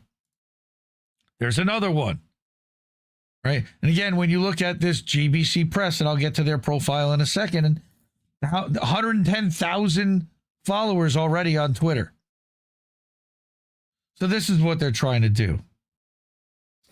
Now, as I continued to investigate, all right, Golden Monarch was asking questions about what were the previous names of the 7 that had been changed. All right, is there a way to find that out? I don't know, but if we went back far enough on the timeline, we might see it. If you go to the replies or the reposts, it's a lot less. They're basically immediately bombing. All right. 9,400 total tweets for the account over 180 days is about 50 a day. That's the frequency and consistency that they're doing this with. So this all started when I saw this video that they shared. And again, this is supposed to be in support of pro-Palestinian people, right? Of Palestinian supporters. Activists are handing out flags to runners at the Irish Life Dublin Marathon. The Irish Life Dublin Marathon? That was like years ago, wasn't it? Well, let's go to Palestine Online, which is another one of these accounts. Yeah, October 29th, 2024. So now, you're not crediting who it was, right? If you click on it, which they know most people won't, they want people believing that this happened today, that there's a marathon, and telling other people, hey, did you see that marathon? Sounding misinformed. Every tweet this account makes is sharing an old video of someone else's and then passing it off as red alert, red light breaking. You better go watch this now. Michelle, our friend from the Assange movement, all right, they're grifters, clickbait, and engagement farmers. They've been around for a while. So she also found that it tracked that they said, and I have this one further down. All right, this account is a red light breaking news propaganda Ragebait factory. Recommend to block all this nonsense. It's not news. Right? This person had also said that they remembered it vividly. This is another one about the ICJ. This is the one I was going to bring last week. All right. That, oh, look, the ICJ declared Israel illegitimate. No, they did that 2 years ago. But they're making you think and act like it happened this week. It didn't. And then when I mentioned that, they said, yeah, from what I've witnessed to this point, I absolutely agree about them being rage bait.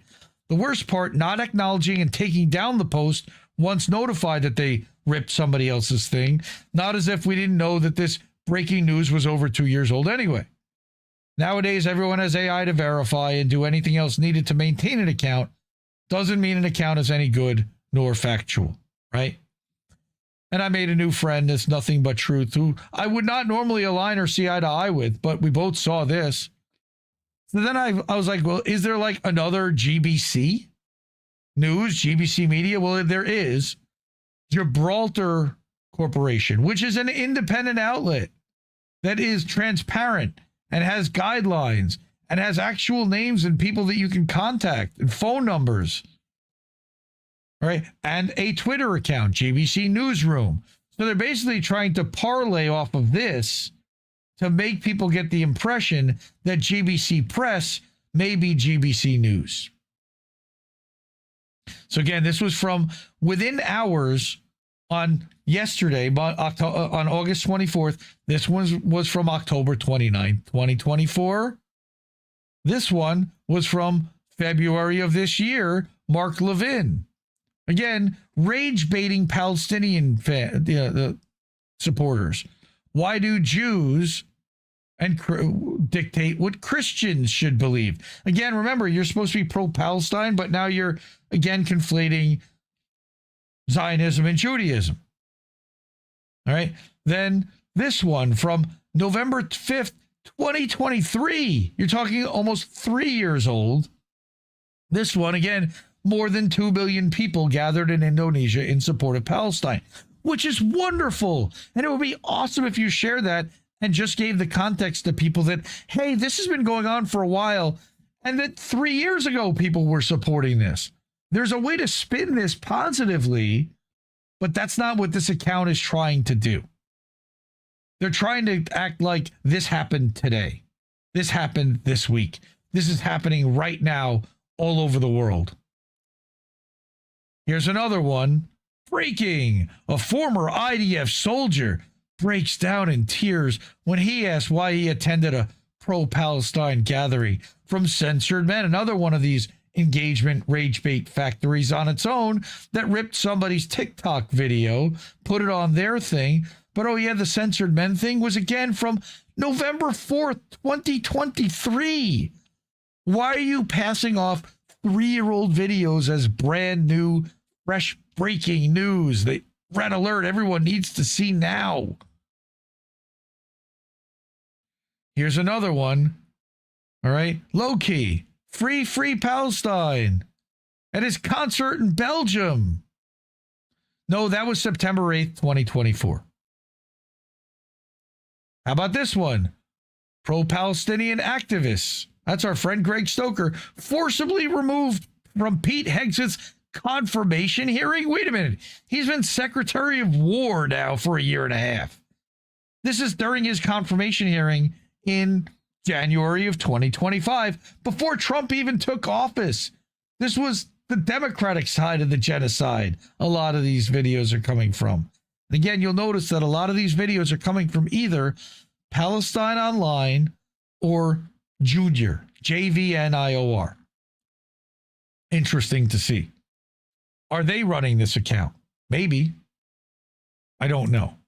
Next, this guy, Junior. Okay, he puts this little 8-bit graphic at the bottom of his videos to tag them.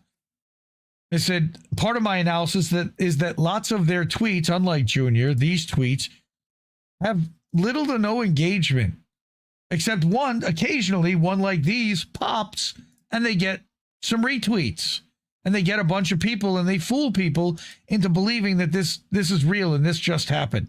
This one has thousands of likes and retweets. Okay? From February, totally misinforming people. I think part of this is the Zionists want to put this out so that when they see you sharing this, oh, they share slop. They don't do their homework. They don't fact check to see who this actually is coming from. They'll share anything that supports their narrative. That's how they use this to smear us. All right, and to smear the entire pro-Palestine movement. Again, here's another one. U.S. students at UCLA expose professors named in the Epstein files. Our Jewish professor is a pedo. All right, and again, this Junior one was from when? Not recent. If I remember correctly, February, 6 months old. Not recent. But they're, again, trying to give the impression that this is all happening now. Breaking. And then again, why are Jews fleeing Palestine if this is their land? Never about a Christian Zionist, by the way. Never implication of Christian Zionists doing anything. Always one side of this argument. Really interesting to see how this account purports itself to be. All right. Then you've got, again, Junior sharing a Thomas Massey thing. The entire government is pro-Israel, covering up the Epstein files, obviously. Okay, so this is now pushing the Massey slop up. Right? And this also from Junior, again, if you look, this wasn't from August 24th of this year. This was from February of this year. So it's specifically sharing videos within certain time blocks on top of it, which I also find interesting. There's a lot of similarities. And again, Palestine Online and Junior, it seems a lot of what this GBC press shares are videos that these guys had ripped off as well. Here's another one where they're ripping off RT. They're not that picky about who they're, but Junior ripped off RT. All right. Now, I asked, now per Michelle, and I blocked this guy because I don't want him to now start attacking us, right? Is that my recommendation is that she said Junior's a Saudi lover. people also need to unfollow him. He blocked her ages ago for calling him out, and many people, including Muslims, are on to him now. And I asked, is that who runs this account? I suspect it is, because a percentage of the videos shared are from him. They regularly are trying to blur the line between anti-Zionism and anti-Judaism while sharing videos of speeches from anti-Zionist rabbis. Zero transparency, an absolute scam of an account.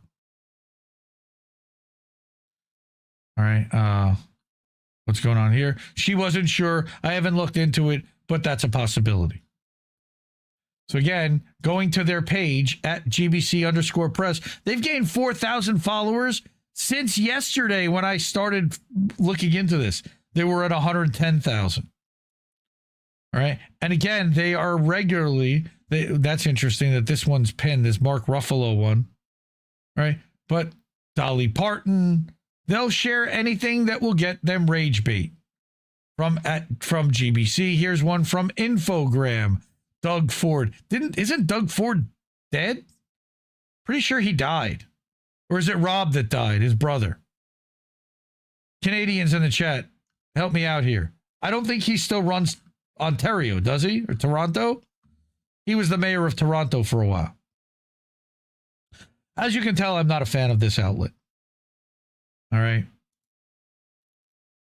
And speaking of propaganda factories, one of them decided for some reason to step on their own dick, whatever you want to call it, though there's a woman. Data Republican, small r, quote unquote. Gen X girl had talked about her a long time ago. I had dismissed it. She was trying to be like a researcher that literally just looked at numbers wang from the Republican side. Because there really aren't people that do that level of analytics and propaganda. So Village Crazy Lady, who has issues of her own, she's a big Joe Kent fan, which I have major issues with, but she's also been heavily pro-Palestine and pro-children, points out that so Data Republican, who already brings in like $28,000 a month in Twitter monthly subscriptions at $3 a piece, plus whatever she gets paid in ad share, is now also bringing home a government paycheck via the Department of War. Yeah. The Department of War is paying influencers a literal government salary. Unbelievable. How this came out, I have no idea. The fact that it came out from the AF Post, which we know is run by Ali Alexander, connected to Nick Fuentes, is also a glaring red flag. All right, so this is just Republican douchebag infighting. But Jenica Pounds, a.k.a. Data Republican, a Department of War employee, alleges that Undersecretary of State Sarah Rogers is attempting to entrap her by providing her with info to leak under the guise of offering her a scoop. It's crazy. This whole story is crazy. Right? And she asks, how is the Department of War literally paying influencers? This is the whole story. I didn't want to get into the whole thing, but it is a crazy story. That the Pentagon confirmed that she's getting paid to spread their propaganda bullshit. Unreal. So that was my little investigation, again, into this GBC_press. If you see somebody sharing this, they're probably sharing a years old video that was passed off as happening now. That's what they do. And I've seen people, friends of mine sharing it. I've seen independent content creators sharing it because it fits the narrative and it's rage bait and it's designed to get you angry and go, yeah, I want to share that too. Take a second. Look at who they're sharing. Look at when the video's from. Take an extra second and prevent yourself from getting egg on your face. That is my plea, my word of advice, because they're watching. So block them. And if you want to report them for being spam, you're welcome to. And you can see, again, about this account, West Asia. All right? Which could be a VPN, but West Asia is the way they're covering up based in Israel now. Because it could be Jordan, it could be Syria, it could be anywhere, right? Could be Saudi Arabia, sure. Could be anywhere. Yes, Steven Semler, who does Polygraph, correct. He's paywalled, but some of his stuff is posted to the Brown University Cost of War website. Yeah, Rob Ford, definitely dead. His brother is Ontario Premier. Okay. So, yeah, okay. So he is still alive, that Ford. Or wait, was that Rob Ford or was that the other Ford? Where is it? I gotta go back. I'm looking for it again. I lost it. Oh well. I think it's further down this way. It's all slop. It's all slopaganda. Don't consume it. Block it. Move on. Dismiss it. And try to nicely educate the people that are sharing this. Be like, hey, you know, this is not a legitimate news outlet. These literally are clowns and trolls that were trying to say this donkey will get more likes than Netanyahu and getting embarrassed over it. Now, sadly, again, it gives Zionists the chance to laugh about this. Ha, ha, ha. It's not going to do that. And we win. No, nobody wins. We all lose. So that's GBC Media, GBC Press. They're nonsense. They're bullshit. Dismiss that. But we are not nonsense. We are not bullshit. So support independent media because we are solely user-funded and transparent. That this is the only people that has supported our network. Right there. Cash App, $ Indie News Network. Ko-fi.com/Indie News Network. Over on Substack at IndieMediaToday.com and at INNNewsletter.com for the network that we're members of. And at IndieNewsNow.com. It's the name of the show. It's also the name of a news website where a lot of these stories that you can find. GBC Press, you will not find because they don't even have a corporate website. They don't publish articles. What they do is they republish other people's multi-years old videos and pass them off as their own and breaking news. Fuck those guys. Right. Thank you, Seven Sword. If I can't identify a primary source, I won't share. You are different than the average. All right. Because most people are like, I don't care. It fits. Yes, I agree with it. I don't care where it comes from. A lot of people do. So thank you to everyone who does support. If you're unable to support, I totally understand. Times are super tough. They're squeezing everybody. Share the show. Tell people about what we do. Tell people about Indie News Network. Tell people to unplug from corporate media because it's poisoning their brains. And it makes our work so much harder. Okay. Now we're going to get to our lightning round. This is literally, I'm going to whip through headlines. We'll get to the GoFundMes and we'll cut out of here. So first is about birthright citizenship under attack. Okay. I have a small win in a UK court where they're just not trying somebody as a terrorist. And yet that's article worthy at this point. You know, that they're not going to be tried as a terrorist for taking action on behalf of Palestine. Anduril surveying the U.S.-Mexico border. Reef is actually going to do that story tomorrow night on INN News. So I'll just show the headline. And I wanted to mention that over at Unlimited Hangout, Whitney Webb and Mark Goodwin published a new article about Argentina's Peter Thiel. So here are those quick headlines. Again, Left Voice Indie Media Award honoree. All right. Sirke Reisner, I've never heard of this person. All right, that Trump's fight against birthright citizenship seeks to enshrine unequal rights and deepen working class divisions. And I read the first couple of paragraphs of this.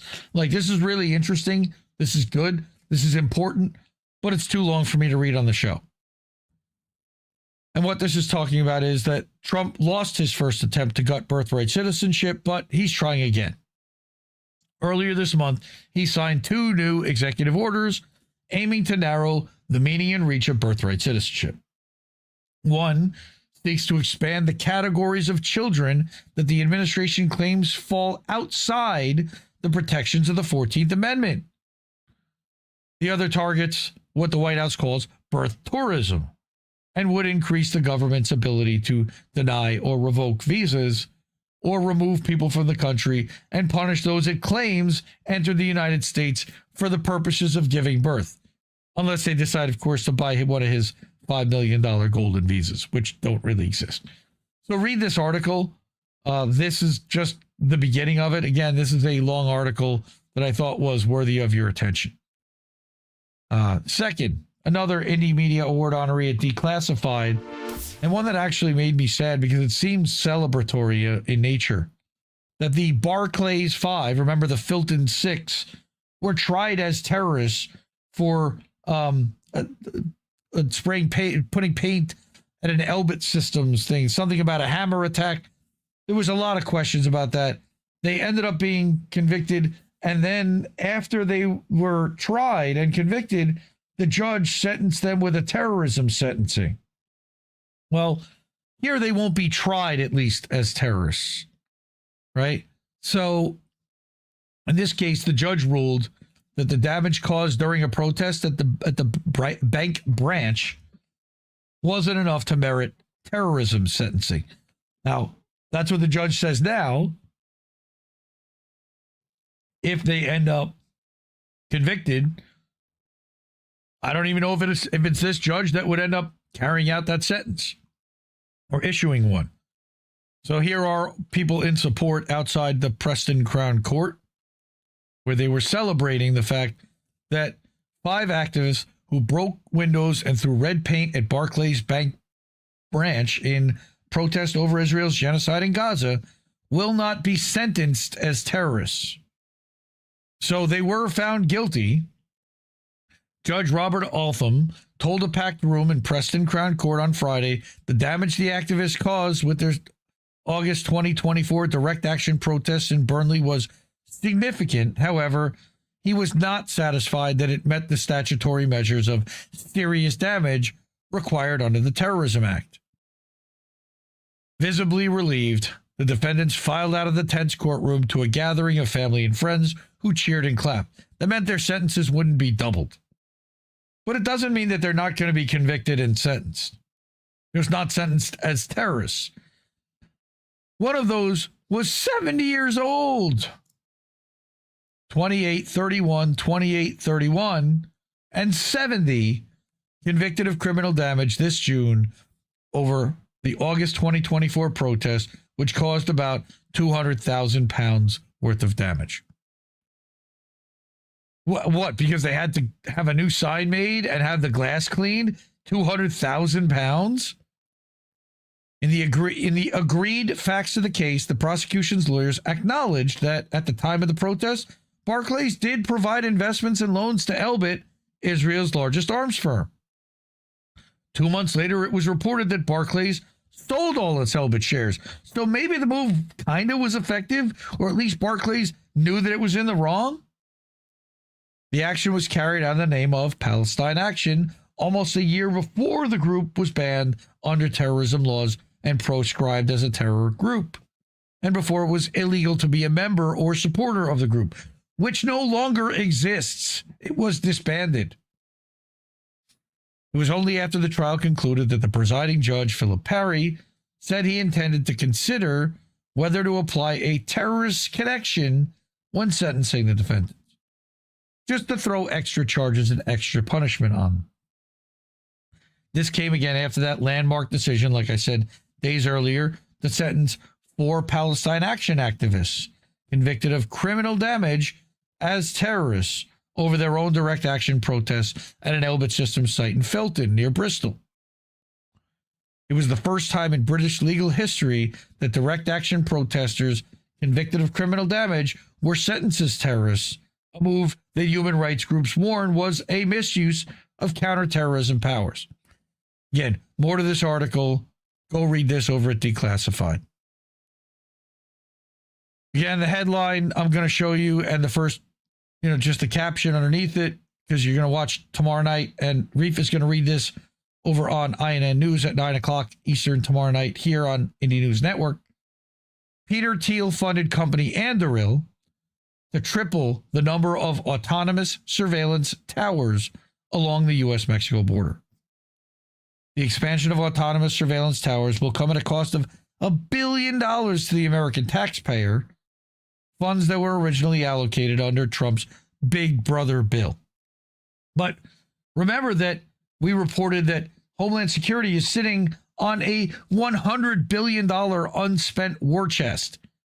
So that's 1% of that war chest going to Anduril, again, lining Peter Thiel's buddy's pockets and giving him more power and control, and I'm sure access to the Anduril cameras that will be monitoring the border. And of course, Anduril will then get contracts to monitor and surveil the border and operate those cameras on behalf of Homeland Security. So that billion is just building the towers, let alone the cost of actually monitoring them. And then finally, like I mentioned, Whitney Webb and Mark Goodwin over at Unlimited Hangout published a new article, about Argentina's Elon Musk. And now, I'm sorry, I thought it was Peter Thiel. It was Argentina's Musk, bringing technocracy to Patagonia. It's the same type of shit.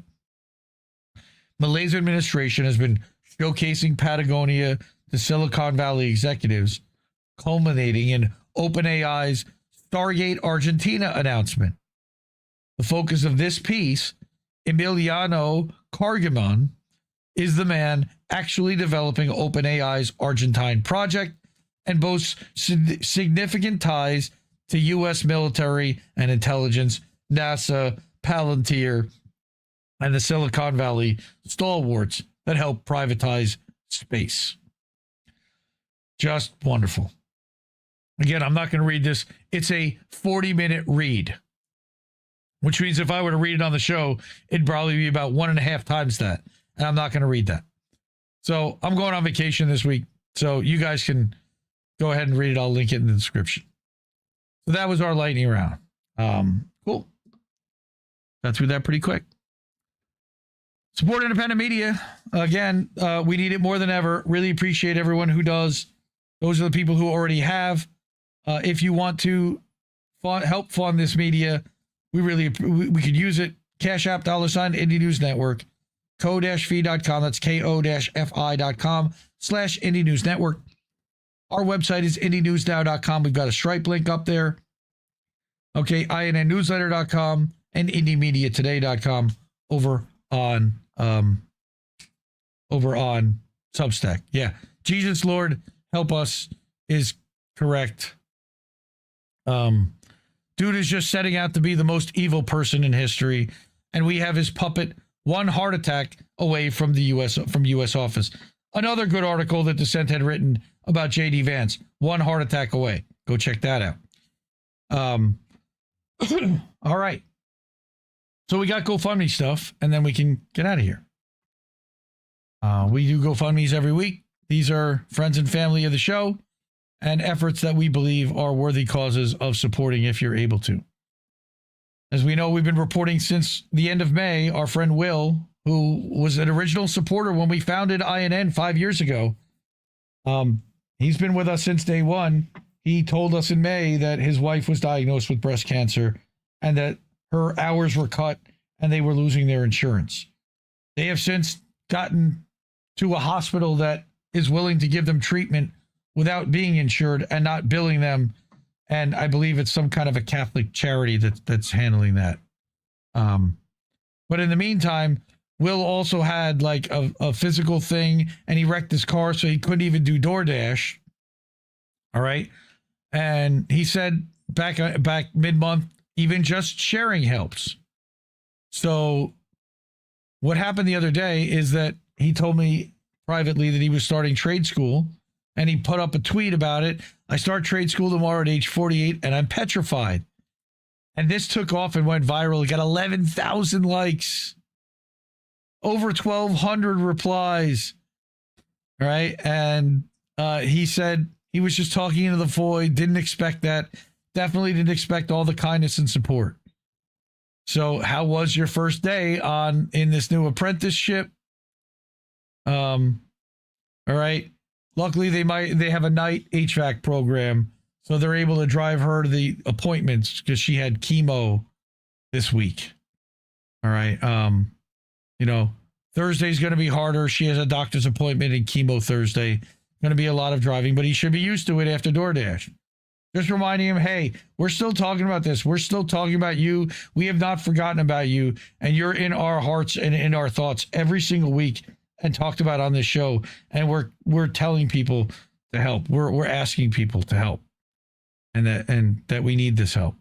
And again, if you're able to, I'm going to put a link to the GoFundMe for Elizabeth's breast cancer fundraiser in the chats. So thank you to anyone who's able to do that. Again, if you're unable to, I totally understand. 41 years old, diagnosed, spread to the lymph nodes. And this was back in May. Fuck cancer.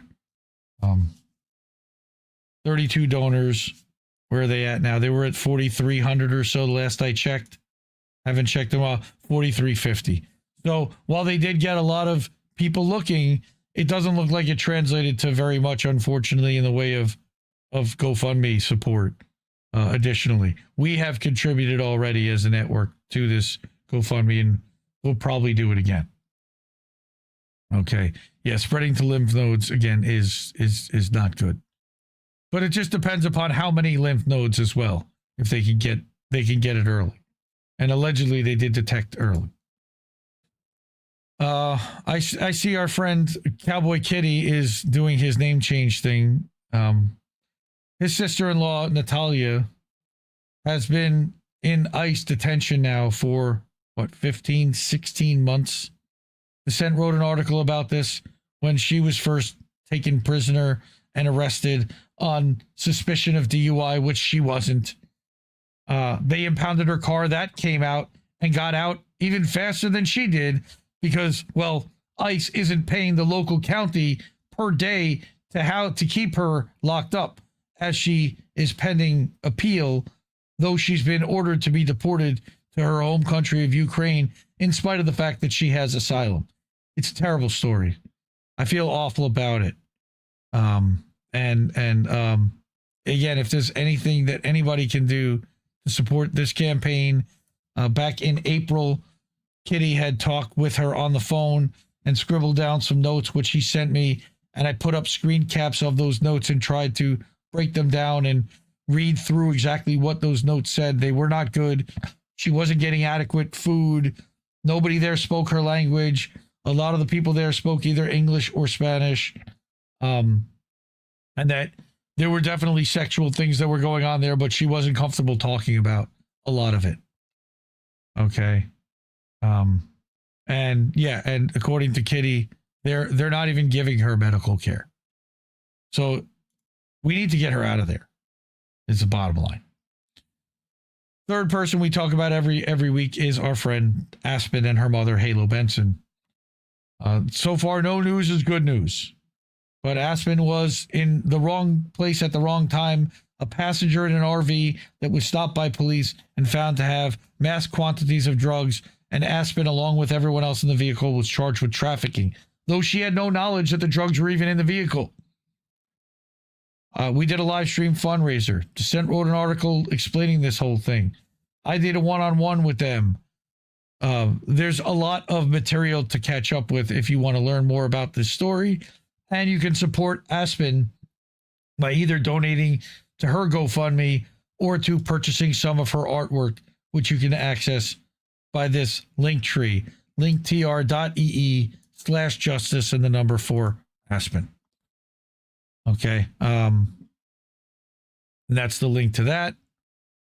And finally, I wanted to, of course, as I mentioned every week, get your sunflowers out for our sister Shanda. The Shanda Master Fuck Cancer collection of t-shirts with her likeness on it from the Indie Media Awards.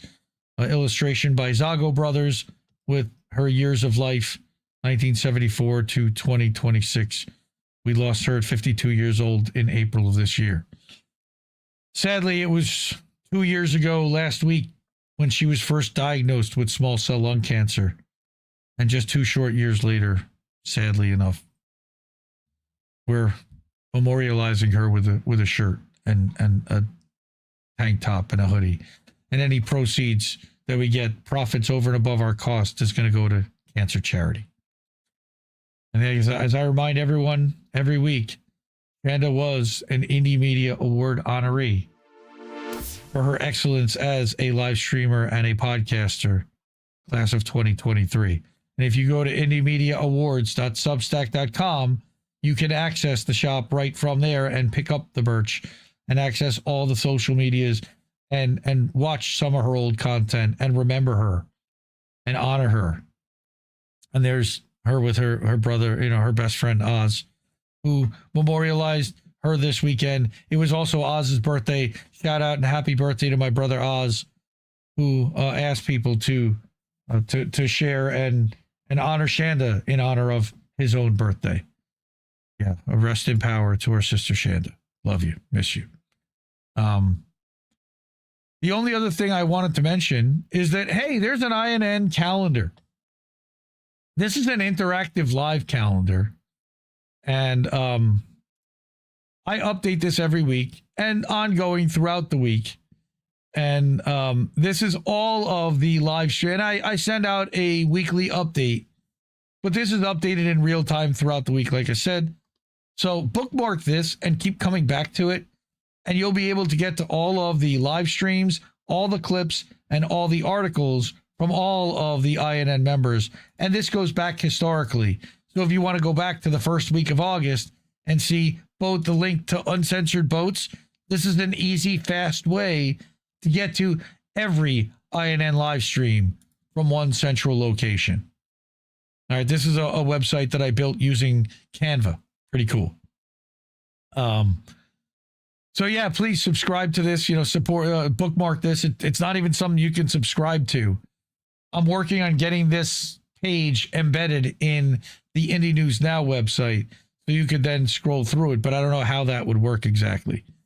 I did want to mention though, that, there's a screen cap of this in the Friday INN newsletter that goes out with the weekly update and a link to the current version of this every Friday. So just subscribe to INN newsletter. You'll get an email sent to you on Friday that will have a link to this website. But I also am going to drop that link in the chats for everyone.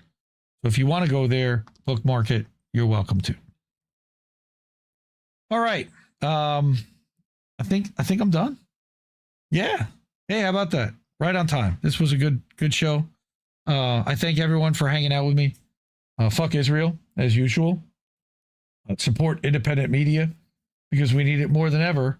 I'm not going to be around next week. Thursday, I am going to do a show with Jesse.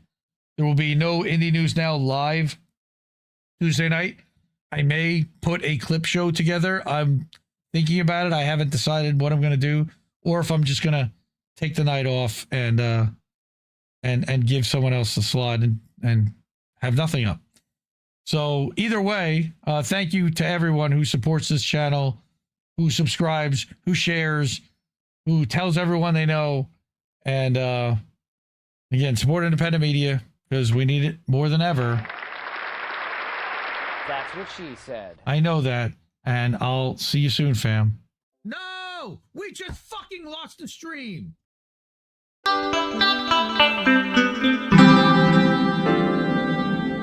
Who are these people?